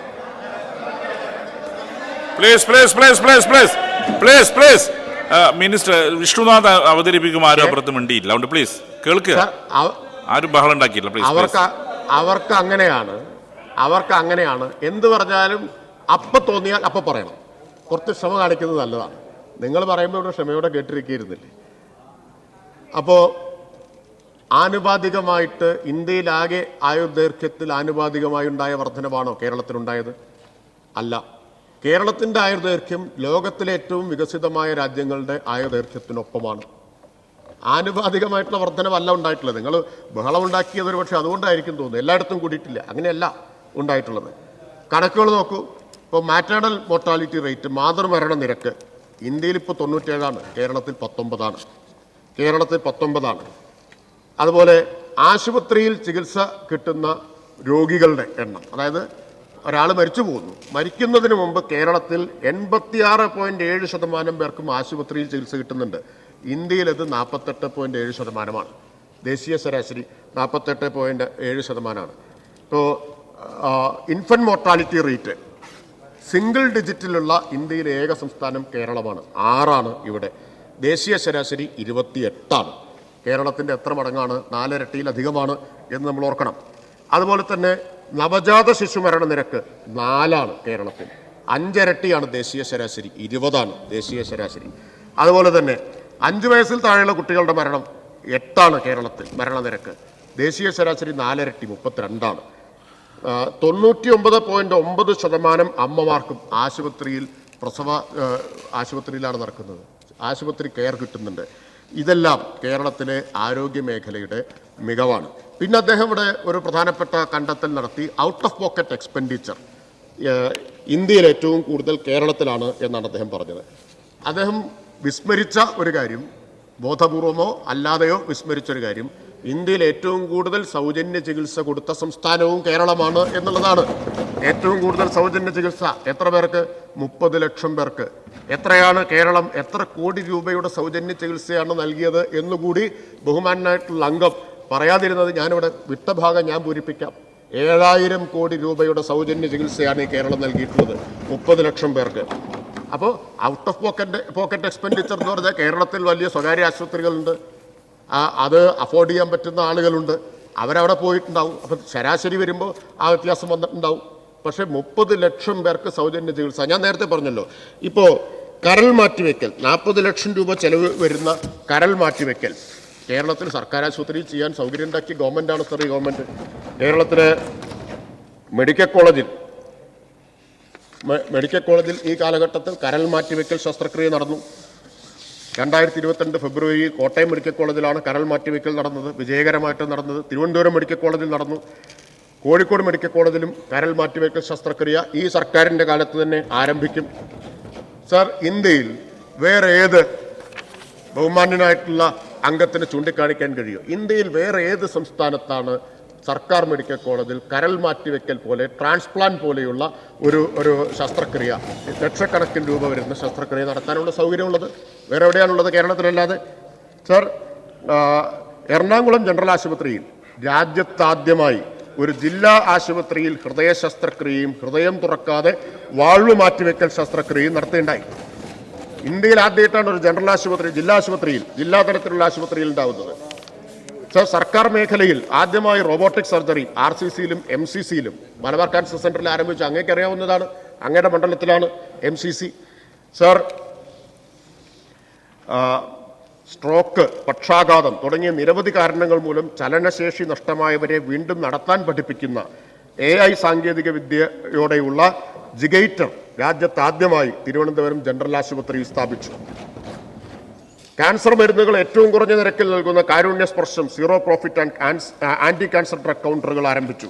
സർ, ഇങ്ങനെ നീണ്ട നേട്ടങ്ങളുടെ പട്ടിക പറയാനുണ്ട്. ഞാൻ എല്ലാ വിശദാംശങ്ങളിലേക്കും ചൂണ്ടിക്കാണിക്കുന്നില്ല. 2025 കേന്ദ്ര സർക്കാർ പാർലമെന്റിൽ അവതരിപ്പിച്ച എക്കണോമിക് സർവേ എന്താണ് സർ എക്കണോമിക് സർവേ ചൂണ്ടിക്കാണിക്കുന്നത്? ശരിയായ വൈദ്യസഹായം ലഭിക്കാതെ മരിക്കുന്നവരുടെ ശതമാനം കേരളത്തിൽ ദേശീയ ശരാശരിയുമായി താരതമ്യപ്പെടുത്തുമ്പോൾ 4/1 കുറവാണ് എന്നാണ്. 4/1 കുറവാണ്. നിങ്ങൾ ഔട്ട് ഓഫ് പോക്കറ്റ് എക്സ്പെൻഡിച്ചറിനെ കുറിച്ച് പറയാണ്. അപ്പോഴാണ് കേരളത്തിൽ എല്ലാവർക്കും വൈദ്യസഹായം കിട്ടുന്നു എന്ന്. ദേശീയ ശരാശരിയേക്കാൾ വളരെ മുമ്പിലാണ് കേരളം. സർ, അപ്പോൾ ഇത് കേരളത്തിലെ ആരോഗ്യ സംവിധാനങ്ങളുടെ മികവിനെയാണ് കാണിക്കുന്നത്. ഇപ്പോൾ ശോചനീയമാണ് സ്ഥിതി എന്ന് സ്ഥാപിക്കാനാണ് ശ്രമിക്കുന്നത്. കഴിഞ്ഞ സർക്കാരിൻ്റെയും ഈ സർക്കാരിൻ്റെയും കാലത്ത് സംസ്ഥാനത്ത് 202 സർക്കാർ ആശുപത്രികൾക്ക് ദേശീയ ക്വാളിറ്റി അഷ്വറൻസ് സ്റ്റാൻഡേർഡ് അംഗീകാരം ലഭിച്ചിട്ടുണ്ട്. NQAS national quality assurance standard 202 ആശുപത്രികൾക്ക്. ഇന്ത്യയിൽ ഏറ്റവും കൂടുതൽ ആശുപത്രികൾക്ക് ലഭിച്ചത് ഒരു പക്ഷേ കേരളത്തിലായിരിക്കും ഞാൻ വിചാരിക്കുന്നു. നിങ്ങൾ മോശമാണ് എന്ന് സ്ഥാപിക്കാൻ ശ്രമിക്കുന്ന ആശുപത്രികൾ ദേശീയ തലത്തിൽ ഏറ്റവും മികച്ച നേട്ടങ്ങൾ 1-2 അല്ല 202 ആശുപത്രികൾക്കാണ് കിട്ടിയത് ഈ കാലയളവിൽ. ആ യാഥാർത്ഥ്യത്തെയാണ് നിങ്ങൾ തമസ്കരിക്കുന്നത്. 12 ആശുപത്രികൾക്ക് ലക്ഷ്യ നിലവാരം നേടിയതിൻ്റെ സർട്ടിഫിക്കേഷൻ നൽകിയിട്ടുണ്ടായി. സംസ്ഥാനത്തെ 3 മെഡിക്കൽ കോളേജുകൾക്ക് മുസ്കാൻ സർട്ടിഫിക്കറ്റ് ലഭിക്കുകയുണ്ടായി. Kozhikode medical college, IMCH, Mananthavady, അതായത് Wayanad medical college, Manjeri medical college, ഈ ആശുപത്രികൾക്കാണ് ഗുണമേന്മയ്ക്കുള്ള അംഗീകാരം കിട്ടിയിട്ടുള്ളത്. ഗുണമേന്മയ്ക്കുള്ള അംഗീകാരം കേന്ദ്ര സർക്കാർ കേരളത്തിന് മേൽ ചൊരിഞ്ഞുകൊണ്ടിരിക്കുമ്പോൾ നിങ്ങൾ ഇവിടെ ആ ആരോഗ്യ മേഖലയ്ക്ക് നേരെ ആക്ഷേപം വർഷിച്ചുകൊണ്ടിരിക്കുകയാണ്. അതാണ് വ്യത്യാസം. അത് രാഷ്ട്രീയമാണ് അതിൻ്റെ കാരണം, മറ്റൊന്നുമല്ല. രാഷ്ട്രീയമായ ലക്ഷ്യത്തോടു കൂടിയിട്ടാണ് അതെല്ലാം ചെയ്തുകൊണ്ടിരിക്കുന്നത്. ഞാൻ സമയപരിമിതി കൊണ്ട് മറ്റു ചില കാര്യങ്ങളിലേക്ക് കൂടി കടക്കാം. അദ്ദേഹം അംഗീകാരങ്ങൾക്ക് ഇനിയും പറയുകയാണെങ്കിൽ ഒരുപാട് അംഗീകാരങ്ങളാണ് കേരളത്തിലെ ആശുപത്രികൾക്ക്, സർക്കാർ ആശുപത്രികൾക്ക് ലഭിച്ചിട്ടുള്ളത്. അത് മുഴുവൻ പറയാനുള്ള സാവകാശവും സമയവും ഇവിടെ ഉണ്ടാവും എന്ന് തോന്നുന്നില്ല. ആൻറ്റിബയോട്ടിക്കുകളുടെ അമിത ഉപയോഗം തടയാൻ ഓപ്പറേഷൻ അമൃത് കേരളത്തിലാണ് നടപ്പാക്കിയത്. അതുപോലെ തന്നെ SAT ആശുപത്രി സെൻറ്റർ ഓഫ് എക്സലൻസ് രാജ്യത്തെ 10 ആശുപത്രികളിലൊന്നായി. SAT സെൻറ്റർ ഓഫ് എക്സലൻസ് 10 ആശുപത്രികളിലൊന്നായിട്ട് കേരളത്തിൻ്റെ ആശുപത്രി തിരഞ്ഞെടുക്കപ്പെട്ടു. അപൂർവ ചികിത്സാ രംഗത്ത് നിർണായകമായ ചുവടുവെപ്പായിട്ടുള്ള കെയർ പദ്ധതി നടപ്പാക്കി. സർക്കാർ മേഖലയിൽ ആദ്യത്തെ റോബോട്ടിക് സർജറി ഞാനിവിടെ പറഞ്ഞു. സർക്കാർ മേഖലയിൽ ആദ്യമായി പീഡിയാട്രിക്സിൽ റോബോട്ടിക് സർജറി നടത്തി. നീതി ആയോഗിൻ്റെ ദേശീയ സൂചികയിൽ കേരളമാണ് 1ാമത്. ഏറ്റവും കുറഞ്ഞ ശിശുമരണ നിരക്ക് ഞാൻ നേരത്തെ പറഞ്ഞു കഴിഞ്ഞതാണ്. ഇപ്പോൾ നേട്ടങ്ങളുടെ ഒരു നീണ്ട പട്ടിക എൻ്റെ കൈവശം ഇരിക്കുകയാണ്. നിങ്ങൾക്ക് 2022 ഒരു സംഭവത്തെ, പിന്നെ 25-ലുണ്ടായ ഒരു സംഭവത്തേക്ക് മുൻനിർത്തിയിട്ടാണ് ഇത് അവതരിപ്പിക്കുന്നതെങ്കിൽ നേട്ടങ്ങളുടെ ഒരു നീണ്ട പട്ടിക ഇവിടെ ഇരിക്കുകയാണ്. സർ, പിന്നെ അദ്ദേഹം ഇവിടെ പ്രധാനമായിട്ടും ആശ്രയിച്ചത് ചില പത്രവാർത്തകളെയാണ്, പത്രത്തലക്കെട്ടുകളെയാണ്. അദ്ദേഹം പത്രത്തലക്കെട്ടെടുത്ത സ്ഥിതിക്ക് ഞാനും പത്രത്തലക്കെട്ട് കൊണ്ട് തന്നെ മറുപടി പറഞ്ഞില്ലെങ്കിൽ അത് ഒരു അനൗചിത്യമായി പോകുമല്ലോ. സർ, UDF സർക്കാരിൻ്റെ കാലത്തെ ഒരു പത്രത്തലക്കെട്ട് ഞാനിവിടെ വായിക്കാം. കേരളം ICUവിൽ എന്നതാണ്. കേരളം ICUവിൽ എന്നതാണ്. അപ്പം ഞാൻ പറഞ്ഞ ഈ നേട്ടങ്ങളുടെ അതാ ഞാൻ പറഞ്ഞു വരുന്നത്. വെന്റിലേറ്ററിലേക്ക് പോകാതിരുന്നത് 2016 ജനങ്ങൾ നിങ്ങളെ പുറത്താക്കിയതുകൊണ്ടാണ്. അല്ലെങ്കിൽ നിങ്ങൾ ICUവിൽ എത്തിച്ച് നിങ്ങൾക്ക് അതിവേഗത്തിൽ വെന്റിലേറ്ററിൽ എത്തിക്കാൻ കഴിയുമായിരുന്നു.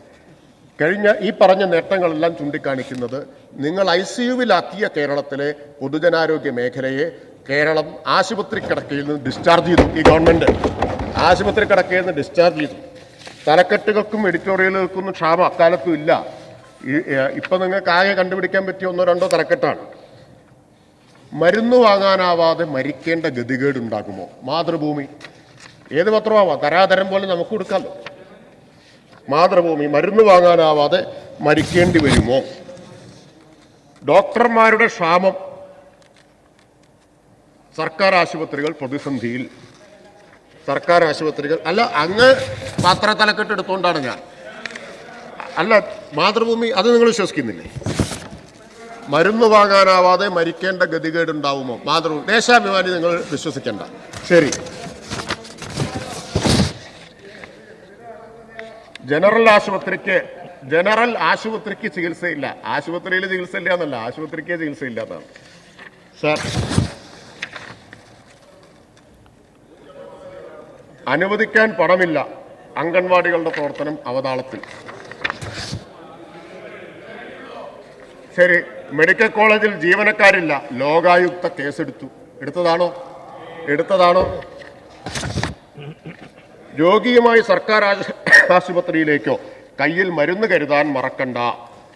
അന്നത്തെ തലക്കെട്ട്. സർക്കാർ ആശുപത്രികളിൽ മരുന്ന് ക്ഷാമം. മാതൃഭൂമി. ദേശാഭിമാനിയാണെങ്കിൽ മാത്രമല്ലേ പരാതിയുള്ളൂ, മാതൃഭൂമിയാകുമ്പോൾ പരാതിയില്ലല്ലോ. സ്കാനിങ്ങോ 2 മാസം കഴിഞ്ഞു വാ. ഇതാണ് വേറൊരു തലക്കെട്ട്. അറ്റകുറ്റപ്പണിയില്ല, 108 ആംബുലൻസിന്റെ ശ്വാസം നിലയ്ക്കുന്നു. അപ്പൊ ആരോഗ്യമേഖല ICUലായി എന്ന് മാത്രമല്ല, ആംബുലൻസ് വെന്റിലേറ്ററിലായി. നിങ്ങൾ പറഞ്ഞത് ശരിയാ, വെന്റിലേറ്ററിലായി, അത് ആംബുലൻസ് വെന്റിലേറ്ററിലായി. 108 ആംബുലൻസിന്റെ ശ്വാസം നിലയ്ക്കുന്നു. ക്ഷയിക്കുന്ന ആരോഗ്യം, മെഡിക്കൽ സർവീസസ് കോർപ്പറേഷൻ ICUവിൽ. ഇനി എന്താ വേണ്ടത്? ഇനി വേണോ? അങ്ങ് അനുവദിക്കാത്തതുകൊണ്ട് ഞാൻ കൂടുതൽ എടുക്കുന്നില്ല.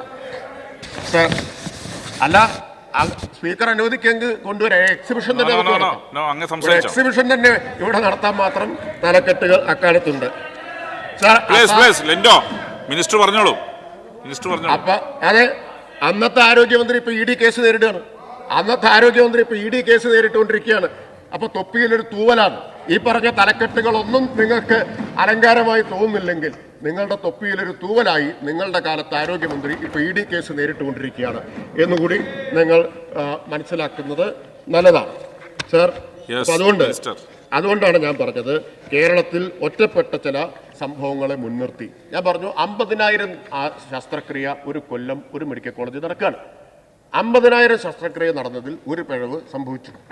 ആ പിഴവിനെ മുൻനിർത്തി മെഡിക്കൽ കോളേജുകൾ മുഴുവൻ ഇങ്ങനെയാണ് എന്ന് സ്ഥാപിക്കാമോ? 10 ലക്ഷം പേരാണ് ഒരു വർഷം ഒരു മെഡിക്കൽ കോളേജിൽ മാത്രം വരുന്നത്. 10 ലക്ഷം. കേരളത്തിലെ മെഡിക്കൽ കോളേജുകളിൽ ആകെ വരുന്നവരുടെ എണ്ണം എത്രയായിരിക്കും? ലക്ഷക്കണക്കിന് ആൾ വരുന്ന സമയത്ത് അവിടെ നിന്ന് ഒരു തവണ ഒരു സാമ്പിൾ ഒരു ജീവനക്കാരൻ്റെ അശ്രദ്ധ മൂലം നഷ്ടപ്പെട്ടു പോയി. അതുകൊണ്ട് കേരളത്തിലെ സർക്കാർ ആശുപത്രികളിലെ മുഴുവൻ സ്ഥിതി ഇതാണ് എന്ന് ജനറലൈസ് ചെയ്യാമോ, സാമാന്യവൽക്കരിക്കാമോ? അതാണ് ചോദ്യം. ഞാൻ നേരത്തെ മരുന്നിൻ്റെ കാര്യവും കണക്കൊക്കെ പറഞ്ഞതുകൊണ്ട് അത് ആവർത്തിക്കുന്നില്ല. അപ്പോൾ മികച്ച നിലയിലാണ് കേരളത്തിലെ പൊതുജനാരോഗ്യ സംവിധാനമുള്ളത്. ഒരു കാര്യം കൂടി അദ്ദേഹം പറഞ്ഞു, അതുകൂടി പറഞ്ഞ് ഞാൻ അവസാനിപ്പിക്കാം. അദ്ദേഹം ഇവിടെ കുറേ പനിയുടെ പേര് പറഞ്ഞു. ഈ പനിയെല്ലാം കേരളത്തിൽ വരുന്നു. ലോകത്തെവിടെ എന്ത് അസുഖമുണ്ടായാലും അത് കേരളത്തിലുണ്ടാവുന്നു. അതിൻ്റെ ഒരു കാരണം എന്താണെന്നറിയാം?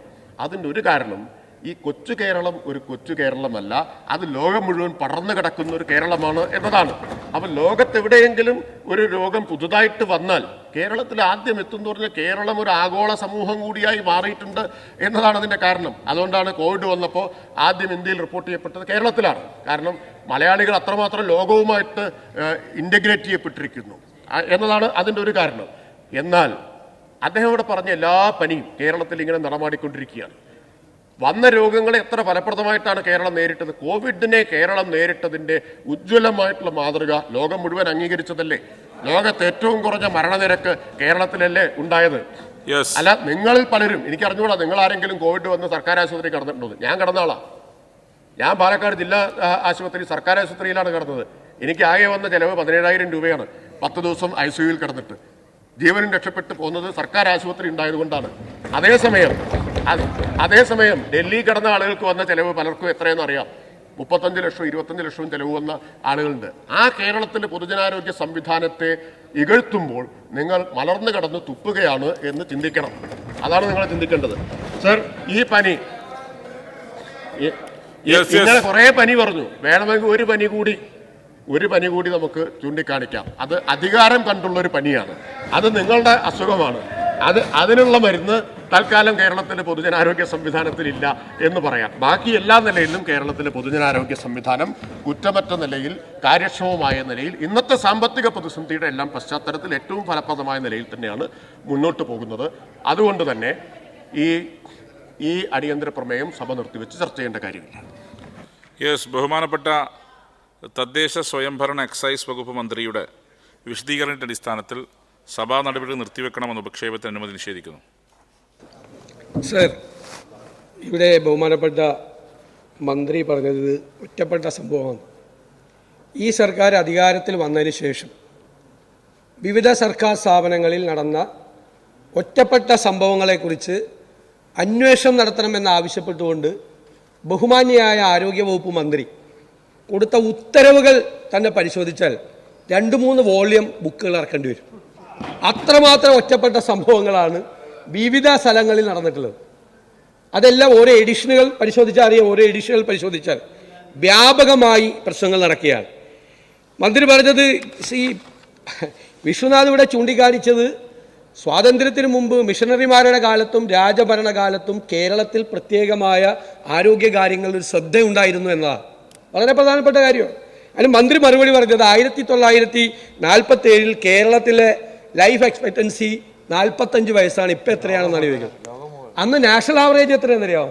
ആയുർദൈർഘ്യം 31-32 അന്ന് ആയുർദൈർഘ്യം നാഷണൽ ആവറേജ്. അന്നാണ് കേരളത്തിൽ 1947 മുമ്പ് 45 വയസ്സ് ആയുർദൈർഘ്യം ഉണ്ടായ സംസ്ഥാനം. അങ്ങനെയാണെങ്കിൽ ഇപ്പൊ കേരളത്തിൽ ഒരു 90 വയസ്സുണ്ടാകണം ആയുർദൈർഘ്യം. അത് കേട്ടാൽ സജി ചെറിയാൻ താർന്നു പോകും. മന്ത്രി 90 വയസ്സാണെന്ന് പറഞ്ഞത് 90 വയസ്സാകണ്ടാണ് 90 വയസ്സാകണം. ആ പ്രോഗ്രസ് ആണെങ്കിൽ പിന്നെ ഈ കേരള മോഡൽ എന്ന് പറയുന്നത് എന്നാണ്? 1980കളിലാണ് ഇത് ചർച്ചയായത്. കേരള മോഡൽ അല്ലേ? 1947 മുതൽ 1980 വരെ നിങ്ങൾ എത്ര വർഷം അധികാരത്തിലിരുന്നിട്ടുണ്ട്? 57 തൊട്ട് 60 വരെയും 67 തൊട്ട് 70 വരെയും ആകെ 6 വർഷമാണ് നിങ്ങൾ അധികാരത്തിലിരുന്നത്. 47 മുതൽ 80 വരെ. അപ്പോൾ ഈ കേരള മോഡൽ പടുത്തുയർത്തിയതും കേരളത്തിലെ പ്രാഥമിക ആരോഗ്യ സംവിധാനങ്ങൾ മെച്ചപ്പെടുത്തിയതും മെഡിക്കൽ കോളേജുകൾ സ്ഥാപിച്ചതും അതിനെല്ലാം നേതൃത്വം കൊടുത്തതും ഏറ്റവും കൂടുതൽ മെഡിക്കൽ കോളേജുകൾ സ്ഥാപിച്ചതും എല്ലാം UDFിൻ്റെ കാലത്താണ് എന്നാരും മറക്കണ്ട. കണക്കൊക്കെ പറഞ്ഞ കണക്ക്. പിന്നെ ഇപ്പൊ കണ്ടില്ലേ ലിവർ ട്രാൻസ്പ്ലാന്റേഷൻ തുടങ്ങി ആശുപത്രിയിൽ. ഇന്ത്യയിൽ എവിടെയെങ്കിലും ഉണ്ടോ ലിവർ ട്രാൻസ്പ്ലാന്റേഷൻ? തമിഴ്നാട്ടിൽ രാജീവ് ഗാന്ധി ഗവൺമെന്റ് ജനറൽ ആശുപത്രിയിലും സ്റ്റാൻലി മെഡിക്കൽ കോളേജ് ആശുപത്രിയിലും ലിവർ ട്രാൻസ്പ്ലാന്റേഷൻ തുടങ്ങിയിട്ട് 2 കൊല്ലം കഴിഞ്ഞു. എവിടെ ഇന്ത്യയിൽ എവിടെയെങ്കിലും ഉണ്ടോയെന്ന് ചോദിക്കണത് എല്ലാം. പിന്നെ പറയുന്ന പ്രധാനപ്പെട്ട കാര്യം എന്താ?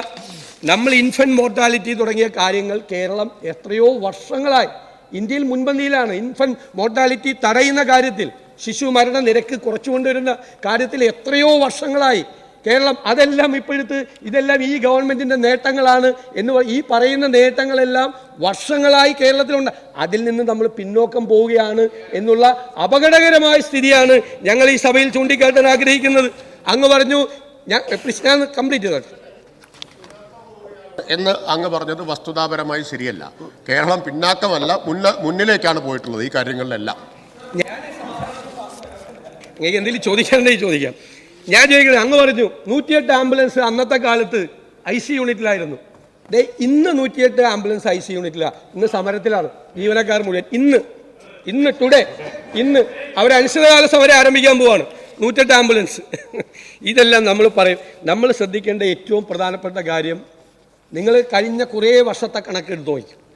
കഴിഞ്ഞ ഡിസംബർ 31 വരെയുള്ള കഴിഞ്ഞ വർഷത്തെ കണക്കെടുത്ത് നോക്കിയാൽ ഈ പറയുന്ന സാംക്രമിക രോഗങ്ങൾ, പകർച്ചവ്യാധികൾ കേരളത്തിൽ വർദ്ധിക്കുകയാണ്. വലിയ തോതിൽ കഴിഞ്ഞ വർഷങ്ങളെ അപേക്ഷിച്ച് ഈ ഡിസംബർ 31 വരെയുള്ള കണക്ക് ഏറ്റവും കൂടുതലാണ്. ജലജന്യ ഭക്ഷ്യജന്യ രോഗങ്ങൾ അതിഭയങ്കരമായി വർദ്ധിച്ചു കഴിഞ്ഞ വർഷം. മനസ്സിലായിക്കൊള്ളണം. 28,000 കേസാണ് റിപ്പോർട്ട് ചെയ്തിട്ടുള്ളത്. ഹെപ്പറ്റൈറ്റിസ് A ആണ് കേസെല്ലാം. അപകടകരമായ റിപ്പോർട്ട് ചെയ്തതിൻ്റെ 10 ഇരട്ടി ഉണ്ടാകുമെന്നാണ് കണക്കാക്കപ്പെടുന്നത്. റിപ്പോർട്ട് ചെയ്യപ്പെടാത്ത ആൾ, റിപ്പോർട്ട് ചെയ്തത് മാത്രം ഏറ്റവും കൂടുതലാണ്. കഴിഞ്ഞ 2 ദശകങ്ങളിൽ ഏറ്റവും കൂടുതലാണ് രോഗം. എലിപ്പനി 400ഓളം പേരാണ് കഴിഞ്ഞ വർഷം മരിച്ചത്. 6000-ലധികം കേസുകൾ റിപ്പോർട്ട് ചെയ്തു. സാർ, അതിൻ്റെ കാര്യത്തിൽ ഇന്റർവെൻഷനിൽ വലിയ വീഴ്ച നമ്മൾ വരുത്തി. സാർ, ചെള്ളുപനി ആയിരക്കണക്കിന് കേസാണ് ചെള്ളുപനിയുടെ പുതിയ കേസ് വരുന്നത്. മുണ്ടിനീര് 74,000 പേർ ഇവിടെ പറഞ്ഞു. സാർ, ഈ എല്ലാ പകർച്ചവ്യാധികളും, എല്ലാ തരത്തിലുള്ള പകർച്ചവ്യാധികളും കേരളത്തിലുണ്ട്. ആരോഗ്യരംഗത്ത് പ്രത്യേകിച്ച് പബ്ലിക് ഹെൽത്തിൻ്റെ കാര്യത്തിൽ നമ്മൾ വളരെ മുൻപന്തിയിലാണെന്ന് നമ്മൾ അഭിമാനിക്കുമ്പോൾ ഇന്ത്യയിൽ തന്നെ ഏറ്റവും കൂടുതൽ പകർച്ചവ്യാധികളുള്ള സംസ്ഥാനമായി രോഗങ്ങൾ ഉണ്ടാകുന്നത് ഗ്ലോബൽ കേരളയാണെന്നാണ് മന്ത്രിയുടെ വ്യാഖ്യാനം. പക്ഷേ ഈ പകർച്ചവ്യാധികൾ തടയുന്ന കാര്യത്തിൽ ഗൗരവതരമായ പരാജയം നമുക്കുണ്ടായിട്ടുണ്ട്. നമ്മുടെ ഇടപെടലുകളില്ല. അങ്ങ് നോക്ക്, എത്ര ശതമാനമാണ് കൺട്രോൾ ഓഫ് കമ്മ്യൂണിക്കബിൾ ഡിസീസ് ചെലവാക്കിയ പൈസ അനുവദിച്ചേക്കണം, ചെലവാക്കിയേക്കണം എത്രയാണെന്ന് അറിയാം? 26%. 26%. Prevention of non communicable disease ചെലവാക്കിയിരിക്കുന്നത് 35%. പണമില്ല, ചെലവാക്കാൻ പറ്റുന്നില്ല. അതുപോലെ ഈ താഴെത്തട്ടിലേക്ക് നമ്മൾ കൊടുക്കുമല്ലോ, വാർഡുകളിലേക്ക് ശുചിത്വ സമിതിക്ക് 10,000 രൂപയും 5,000 രൂപ ലോക്കൽ ബോഡിയും കൊടുത്തോ സർ? ആരോഗ്യ വകുപ്പിന്റെ പദ്ധതികൾ 300 കോടി രൂപയുടെ പദ്ധതികളാണ് ബഹുമാനപ്പെട്ട ധനകാര്യ വകുപ്പ് ഈ വർഷം വെട്ടിക്കുറച്ചത്. നിരവധി, ഞാനിവിടെ വായിക്കുന്നില്ല സർ, സമയക്കുറവ് മൂലം വായിക്കുന്നില്ല. നിരവധിയായിട്ടുള്ള പ്രോജക്റ്റുകളാണ് ആരോഗ്യ വകുപ്പ് കൊടുത്തിരുന്ന പ്ലാനിലുണ്ടായിരുന്ന പ്രോജക്റ്റുകളുടെ 300 കോടി രൂപ. നിങ്ങളുടെ പ്രയോറിറ്റി ഇതാണോ? നിങ്ങൾ വെട്ടിക്കുറച്ചു. ഏറ്റവും കൂടുതൽ പ്രയോറിറ്റി കൊടുക്കേണ്ട മേഖലയിലെ ആരോഗ്യവും വിദ്യാഭ്യാസവും ഉൾപ്പെടെയുള്ള സ്ഥലങ്ങൾ, അവിടെയും വലിയ തോതിൽ പ്ലാൻ ഫണ്ട് നിങ്ങൾ വെട്ടിക്കുറച്ചു. ഇവിടെ മെഡിക്കൽ കോളേജുകളിലെ കാര്യങ്ങൾ പറഞ്ഞു. തിരുവനന്തപുരത്തെ, കോഴിക്കോട്, ആലപ്പുഴയിലെ, പാലക്കാട്, പരിയാരം, കാസർഗോഡ്, ഇടുക്കി, പരിതാപകരമായ മഞ്ചേരി, പരിതാപകരമായ അവസ്ഥയാണ് പല മെഡിക്കൽ കോളേജുകളിലും. തിരുവനന്തപുരത്തും കോട്ടയത്തും ആലപ്പുഴയിലും കോഴിക്കോടും വളരെ വർഷങ്ങളായി നിൽക്കുന്ന മെഡിക്കൽ കോളേജുകളാണ്, റഫറൽ ആശുപത്രികളാണ്. ആളുകൾ ആശ്രയിക്കും. ഇപ്പൊ പറഞ്ഞില്ലേ സ്പെസിമെൻ, എത്ര കെയർലെസ് ആയിട്ടാണ് സാർ അവിടെ കൈകാര്യം ചെയ്യുന്നത്. അതിൻ്റെ അഡ്മിനിസ്ട്രേഷൻ സംവിധാനം തന്നെ തകർന്നിരിക്കുന്നു. ആരോഗ്യ വകുപ്പിൻ്റെ ഒരു അഡ്മിനിസ്ട്രേറ്റീവ് കൺട്രോൾ ഇല്ലാതിരിക്കുന്നു. നിങ്ങൾ DHSന്റെ അവിടെയും DMEയുടെ അവിടേക്ക് ഒന്ന് അന്വേഷിച്ച് നോക്ക്, ഡോക്ടർമാരോട് ചോദിച്ചു നോക്ക്. മെഡിക്കൽ കോളേജ് ആശുപത്രിയിൽ പ്രവർത്തിക്കുന്ന ഡോക്ടർമാരോടും ഞങ്ങൾ അവരുകൂടി പറഞ്ഞിട്ടാണ് ഇത് കൊണ്ടുവരുന്നത്. ആരോഗ്യ വകുപ്പിൽ, സംസ്ഥാന സർക്കാരിൻ്റെ ആരോഗ്യ വകുപ്പിൽ പ്രവർത്തിക്കുന്ന ഡോക്ടർമാരുൾപ്പെടെയുള്ള കേരളത്തിലെ പബ്ലിക് ഹെൽത്ത് എക്സ്പെർട്ടുകൾ കൂടി പറഞ്ഞിട്ടാണ് ഞങ്ങൾ ഈ നിയമസഭയുടെ മുൻപാകെ ഈ വിഷയം കൊണ്ടുവരുന്നത്. ഭയങ്കര പ്രശ്നത്തിലേക്ക് പോവുകയാണ്. വെറുതെയല്ല ഡോക്ടർമാർ സമരം ചെയ്തത്. പല ഡോക്ടർമാരും സർക്കാർ സർവീസ് വിട്ടുപോകാൻ നിൽക്കാൻ പറ്റുന്നില്ല എന്ന് പറയുന്ന സ്ഥിതിയിലേക്ക് കാര്യങ്ങൾ പോകുന്നു. സാർ, എല്ലാ പ്രാവശ്യവും എല്ലാ ഗവൺമെൻറ്റുകളും വന്നപ്പോൾ കുറേ വേക്കൻസികൾ ഫില്ല് ചെയ്തിട്ടുണ്ട്. UDFന്റെ കാലത്ത് ഹെൽത്തിൽ മാത്രം 5000-ലധികം പോസ്റ്റുകൾ ക്രിയേറ്റ് ചെയ്തു. 5 കൊല്ലം 5000-ലധികം പോസ്റ്റുകൾ എനിക്കിപ്പോഴും ഓർമ്മയുണ്ട്. ഇപ്പം ഈ 9 വർഷം കൂടി നിങ്ങൾ അത്രയും ചെയ്തിട്ടില്ലല്ലോ. അത്രയും പോസ്റ്റുകൾ വന്നിട്ടുണ്ടോ? എല്ലാ കാലത്തും ഉണ്ട് ഇത്. ഇപ്പം അതിനേക്കാൾ വലിയ ഡിമാൻഡാണ്. കൂടുതൽ ആശുപത്രികൾ വന്നു. അന്നുണ്ടായിരുന്നത്ര ആശുപത്രികളാണോ ഇപ്പോൾ ഉള്ളത്? അതിനേക്കാൾ എത്രയോ മടങ്ങ് വലിയ മെഡിക്കൽ കോളേജുകൾ കേരളത്തിലുണ്ടായി. അന്നുണ്ടായിരുന്നത്ര മെഡിക്കൽ കോളേജുകളാണ് ഇപ്പോൾ ഉള്ളത്. എത്ര മെഡിക്കൽ കോളേജുകൾ കേരളത്തിൽ പുതിയതായിട്ട് വന്നു, എത്ര വലിയ ആശുപത്രികൾ കേരളത്തിലുണ്ടായി. സാർ, ഇത് നമ്മൾ അറിയണം. അതുപോലെ തന്നെ മരുന്ന്, സാർ, ഇന്നും പല ആശുപത്രികളിലും മരുന്നില്ല. അങ്ങോട്ട് ഒരു സ്ഥലത്തും മരുന്നില്ല എന്നാണ്. കഴിഞ്ഞ കുറേ നാളുകൾക്ക് മുമ്പ് ആലപ്പുഴ മെഡിക്കൽ കോളേജിൽ ഞങ്ങളുടെ ഒരു സഹപ്രവർത്തകൻ രക്തം ഛർദ്ദിച്ച് ചെന്നു. സാർ, അവിടെ ചെന്ന് കഴിഞ്ഞപ്പോൾ ആൾ മരിച്ചുപോയി. അത് മെഡിക്കൽ കോളേജിൻ്റെ അനാസ്ഥയല്ല. തുടയ്ക്കാൻ, രക്തം തുടച്ചു മാറ്റാനുള്ള പഞ്ഞി ഉണ്ടായിരുന്നില്ല മെഡിക്കൽ കോളേജിൽ, ആലപ്പുഴ മെഡിക്കൽ കോളേജ്. ഞങ്ങൾക്കറിയാം, എനിക്കറിയാവുന്ന കേസാണ്. മണ്ഡലം പ്രസിഡന്റായിരുന്ന ഒരാളാണ്. ചെന്നപ്പം തുടയ്ക്കാനുള്ള പഞ്ഞിയില്ല. എന്നിട്ട് പഞ്ഞി കൂടെ വന്ന ആളുകളാണ് പുറത്തു പോയി മെഡിക്കൽ സ്റ്റോറിൽ പോയി വാങ്ങിച്ചു കൊണ്ടുവന്നത്. മെഡിക്കൽ കോളേജിൽ, ആലപ്പുഴ പോലുള്ള ഒരു മെഡിക്കൽ കോളേജിൽ അന്ന് ആവശ്യത്തിനുള്ള പഞ്ഞി, ഇന്നുണ്ടാകുന്ന എനിക്കറിയില്ല, ഉണ്ടായിരുന്നില്ല. പല സ്ഥലത്തും ഇല്ല, ഇൻസുലിൻ ഇല്ല, പല മെഡിസിൻസും ഇല്ല. പിന്നെ ചില ഡോക്ടർമാർ പറയാണ് ഇവിടെയുള്ള ഈ മരുന്ന് വാങ്ങിക്കണ്ട, ഇത് നിലവാരം കുറഞ്ഞ മരുന്നാണ്, നിങ്ങൾ പുറത്തുനിന്ന് വാങ്ങിച്ചാൽ മതി. ഡോക്ടർമാർ പേഷ്യൻസിനോട് പറയാണ് നിലവാരം കുറഞ്ഞ മരുന്നുകൾ വിതരണം ചെയ്യപ്പെടുകയാണ് ആശുപത്രികളിൽ. സാർ, മരുന്ന് ക്ഷാമം ഇപ്പോൾ മാർച്ചിൽ മെഡിക്കൽ സർവീസസ് കോർപ്പറേഷൻ്റെ ഓർഡർ കൊടുക്കേണ്ടത് മാർച്ചിലാണ്. ഈ മാർച്ചിൽ ഒന്നും ആയിട്ടില്ല സാർ, ഒന്നും ആയിട്ടില്ല. ഇൻസ്പെക്ഷൻ പോലും, ഈ ഫാർമസ്യൂട്ടിക്കൽ കമ്പനികളുടെ ഇൻസ്പെക്ഷൻ പോലും ആയിട്ടില്ല. എനിക്ക് ആ പ്രൊസീജിയർ കംപ്ലീറ്റ് അറിയാവുന്നതാണ്. ഇതിനു മുമ്പ് ഞാനിവിടെ മെഡിക്കൽ സർവീസസ് കോർപ്പറേഷനെ കൊണ്ട് സംബന്ധിച്ച വിഷയങ്ങൾ നിയമസഭയിൽ കൊണ്ടുവന്നിട്ടുണ്ട്. ഒരു പ്രൊസീജിയറുണ്ട്, ഒരു പ്രോട്ടോകോൾ ഉണ്ട്. ഇതുവരെ ഇൻസ്പെക്ഷൻ പോലും നടന്നിട്ടില്ല. മാർച്ചിൽ ഓർഡർ കൊടുക്കേണ്ടത് ജൂണിൽ പോലും ഓർഡർ കൊടുക്കാൻ പറ്റില്ല. പിന്നെ പല കമ്പനികളും ഇതിൽ ടെൻഡറിൽ പങ്കെടുക്കുന്നില്ല. കാരണം കോടികളാണ് അവർക്ക് കിട്ടാനുള്ളത്. പ്രധാനപ്പെട്ട കമ്പനികൾ പങ്കെടുക്കുന്നില്ല. അപ്പോൾ മറ്റു പല കമ്പനികളും വന്ന് ക്വാളിറ്റി ഇല്ലാത്ത സാധനങ്ങൾ സപ്ലൈ ചെയ്യുന്ന സ്ഥിതിയിലേക്ക് വന്നു. സാർ, 2024-25 മരുന്നിന് കൊടുക്കേണ്ടത് എത്രയാ? 938 കോടി കൊടുക്കണം. അങ്ങ് പറഞ്ഞല്ലോ 938 കോടി. എത്രയാ പൈസ അനുവദിച്ചത്? ആദ്യം 356 കോടി, പിന്നെ 150, ആകെ 506 കോടിയാണ് കൊടുത്തിരിക്കുന്നത്. ഇപ്പം 700 കോടി രൂപ പെൻഡിങ്ങിലാണ്. കഴിഞ്ഞ കുറേ വർഷങ്ങളിലെ 700-800 കോടിയോളം രൂപ പെൻഡിങ്ങിലാണ്. അപ്പം മരുന്ന് വിതരണം കറക്റ്റായിട്ട് നടക്കുന്നില്ല, കമ്പനികൾ സപ്ലൈ ചെയ്യുന്നില്ല, അവർക്ക് ഭയങ്കര പേയ്മെൻറ്റ് കുടിശ്ശികയുണ്ട്, വലിയ തോതിലുള്ള കുടിശ്ശികയുണ്ട്. ഈ വർഷം മെഡിക്കൽ സർവീസസ് കോർപ്പറേഷന് മരുന്ന് മേടിക്കാൻ ആവശ്യമായ തുക 1014 കോടി രൂപയാണ്. എത്രയാണ് വെച്ചിരിക്കുന്നതെന്നറിയാമോ? ബഡ്ജറ്റിൽ 356 കോടി രൂപ ബഡ്ജറ്റിൽ വെച്ചിരിക്കുന്നത്. 1/3 ബഡ്ജറ്റിൽ വെച്ചിരിക്കുന്നത്. അപ്പോൾ അതൊന്നും പ്രയോറിറ്റി അല്ലേ? മരുന്ന് മേടിക്കുന്നത് പ്രയോറിറ്റി അല്ലേ? മരുന്നിൻ്റെ കാര്യം ഏറ്റവും പ്രധാനപ്പെട്ട 2020-21 മുതൽ ഈ കുടിശ്ശിക നിൽക്കുകയാണ് സാർ. അതുകൊണ്ടാണ് സംസ്ഥാനത്തെ മരുന്ന് വിതരണം പൂർണ്ണമായി താളം തെറ്റിയിരിക്കുകയാണ്. പല പ്രധാനപ്പെട്ട മരുന്നുകളും ആവശ്യമായ മരുന്നുകളും ഇല്ല. ഞങ്ങളുടെ കാലത്താണ് കാരുണ്യ മെഡിക്കൽ ഷോപ്പുകൾ കൊണ്ടുവന്നത്. 50,000 രൂപ ഉണ്ടായിരുന്ന ക്യാൻസർ മരുന്നിന് 5,000 രൂപയാക്കി ആ ഔട്ട്ലെറ്റിലൂടെ വിറ്റു. ആ കാരുണ്യ മെഡിക്കൽ ഷോപ്പുകൾ ഇന്ന് തകർച്ചയുടെ വക്കിലാണ്. താലൂക്ക് ആശുപത്രി വരെ കാരുണ്യ മെഡിക്കൽ ഷോപ്പ് വന്നു. എന്തൊരാശ്വാസമായിരുന്നു. ആയിരക്കണക്കിന് മരുന്നുകൾ കാരുണ്യ മെഡിക്കൽ ഷോപ്പിൽ ഉണ്ടായിരുന്നു. അത് കംപ്ലീറ്റ് പോയി. സാർ, കാരുണ്യ പദ്ധതിയെക്കുറിച്ച് അങ്ങ് അഭിമാനത്തോടു കൂടി പറഞ്ഞു. ഏകദേശം 42 ലക്ഷത്തോളം കുടുംബങ്ങൾ ഈ കാരുണ്യ പദ്ധതിയിലുണ്ട്. സാർ, എത്രയാ കുടിശ്ശിക? 1550 കോടി കുടിശ്ശികയാണ്. ഈ താഴെ തലത്തിലുള്ള ആശുപത്രികൾ മുഴുവൻ വലിയ പ്രതിസന്ധിയിലാണ്. ഞാൻ സാർ എൻ്റെ താലൂക്ക് ആശുപത്രിയിൽ കഴിഞ്ഞ ദിവസം ഡയാലിസിസ് നടത്താൻ വേണ്ടിയിട്ടുള്ള പൈസ ഇല്ലാഞ്ഞിട്ട് ഞാൻ ഒരാളുടെ കയ്യിൽ നിന്ന് കടം മേടിച്ചാണ് കൊടുത്തത്. ഡയാലിസിസ് മുടങ്ങിപ്പോവും.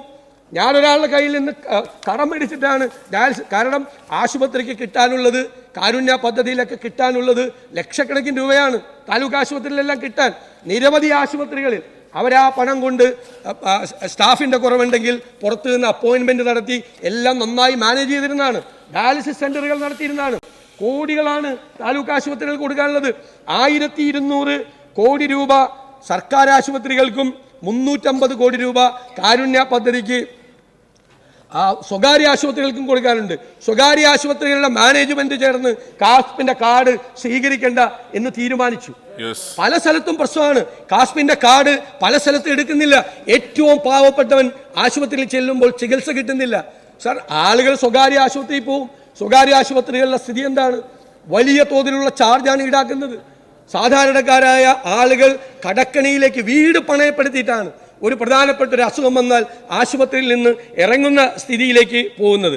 സാർ, ഇവിടെ ഈ ഹെൽത്ത് പദ്ധതി, ഞാൻ 2 മിനിറ്റ് എടുക്കും. ഈ ഹെൽത്ത് പദ്ധതി ഉണ്ടായിരുന്നു സാർ, അത് മുഴുവൻ തകരാറിലായി. ഈ ഹെൽത്ത് പദ്ധതി മുഴുവൻ പാളിപ്പോയി. സാർ, എനിക്ക് പറയാനുള്ളത്, ഈ സഭയുടെ ശ്രദ്ധയിൽപ്പെടുത്താനുള്ളത്, ആരോഗ്യകാര്യങ്ങൾ ചർച്ച ചെയ്യുന്നതുകൊണ്ടാണ്. സാർ, കോവിഡിന് ശേഷം, ഞാൻ കോവിഡിലെ കണക്കൊന്നും പറയുന്നില്ല, മന്ത്രി പറഞ്ഞത്, ഇന്ത്യയിൽ ഏറ്റവും കൂടുതൽ ആളുകൾ കോവിഡ് മൂലം മരിച്ച 2ാമത്തെ സംസ്ഥാനമാണ് കേരളം. ഇന്ത്യയിൽ ഏറ്റവും കൂടുതൽ കോവിഡ് രോഗികളുണ്ടായ 2ാമത്തെ സംസ്ഥാനമാണ് കേരളം. 1ാം സ്ഥാനം 2ലും മഹാരാഷ്ട്രയാണ്. മഹാരാഷ്ട്ര കേരളത്തിനേക്കാൾ 3 ഇരട്ടി പോപ്പുലേഷനുള്ള സ്റ്റേറ്റാണ്.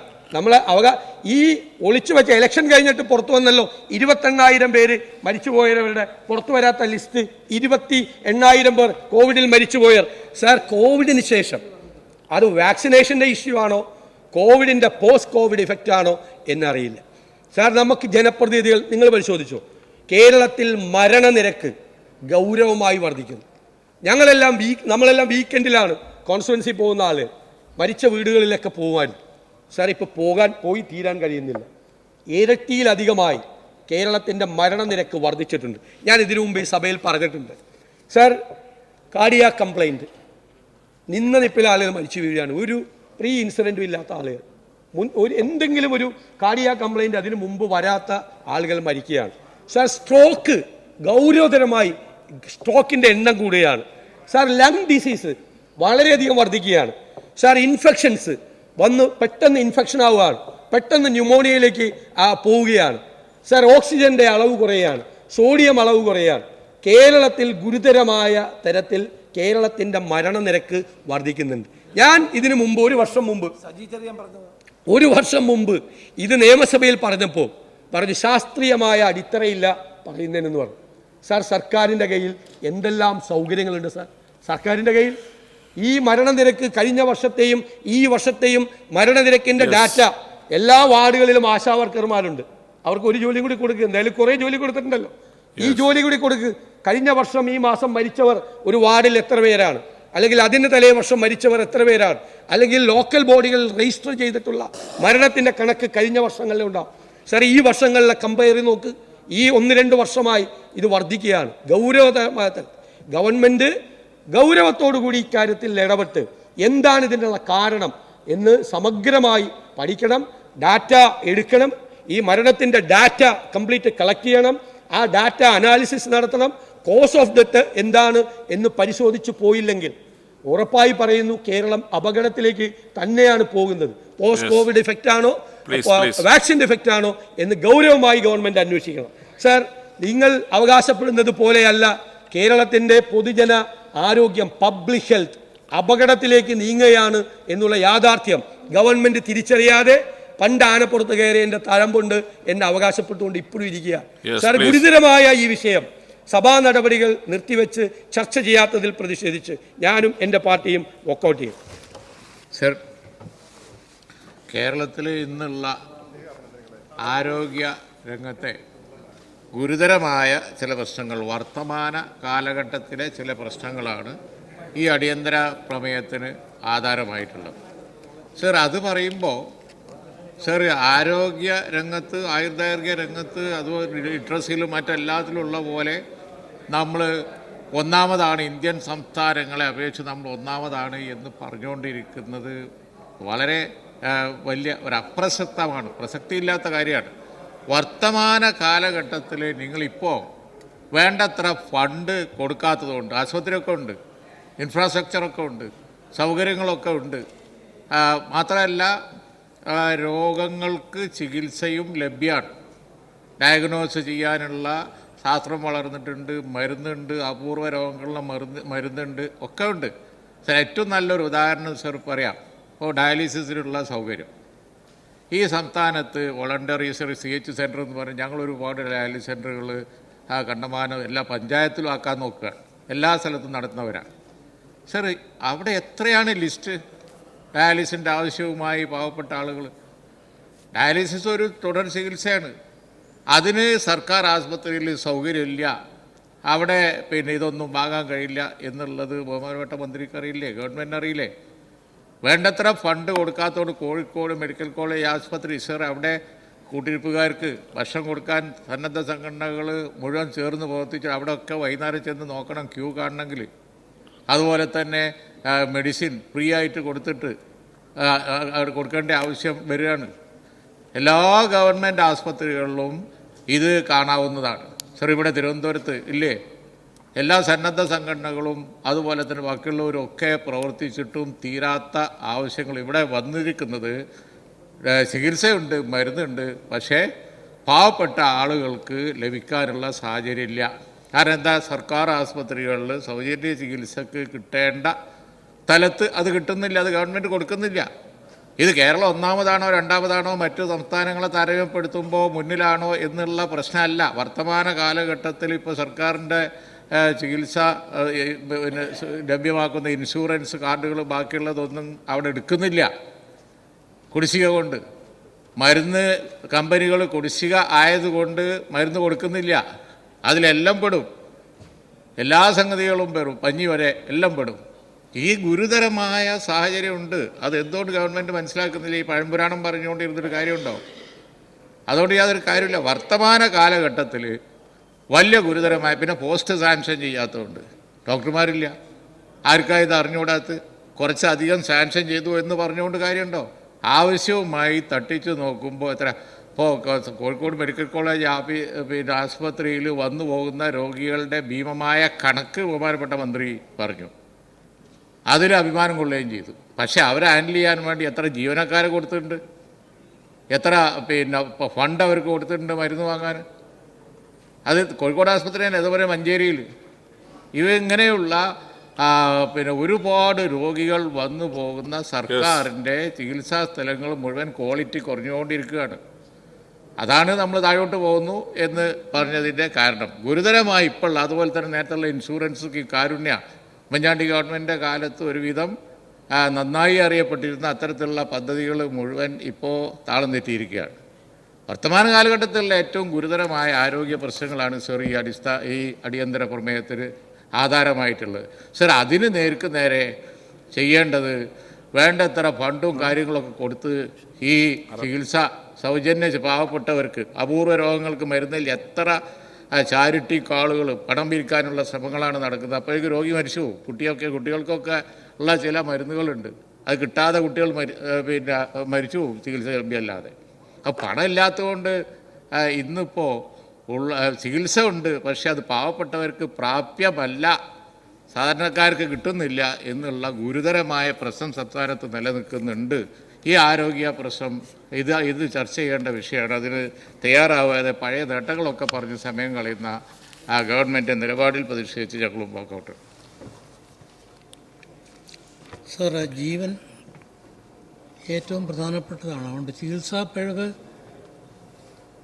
ചുരുക്കമായിട്ട് ഉണ്ടായിട്ടുള്ളെങ്കിലും ഓരോ കുടുംബത്തെ സംബന്ധിച്ച് വളരെ പ്രധാനപ്പെട്ടതാണ്. അതുപോലെ ആവശ്യത്തിന് മാത്രം മരുന്നില്ല എന്നുള്ളത് ഫണ്ട് കൊടുക്കാത്തതുകൊണ്ടാണ്. കൊടുത്ത തുകയെപ്പറ്റി പറഞ്ഞു, പക്ഷേ വലിയ കുടിശ്ശിക കൊടുത്തു തീർക്കാനുണ്ട്. അതുകൊണ്ട് പാവപ്പെട്ട ആളുകൾക്ക് ഈ സൗകര്യങ്ങളില്ല എന്നുള്ളത് ചൂണ്ടിക്കാണിക്കേണ്ടത് പ്രതിപക്ഷത്തിൻ്റെ കടമയാണ്. അതുകൊണ്ട് ഈ വിഷയം ചർച്ച ചെയ്യാത്ത പ്രതിഷേധിച്ച് ഞാൻ എൻ്റെ കക്ഷിയിൽ പോകും. യെസ്,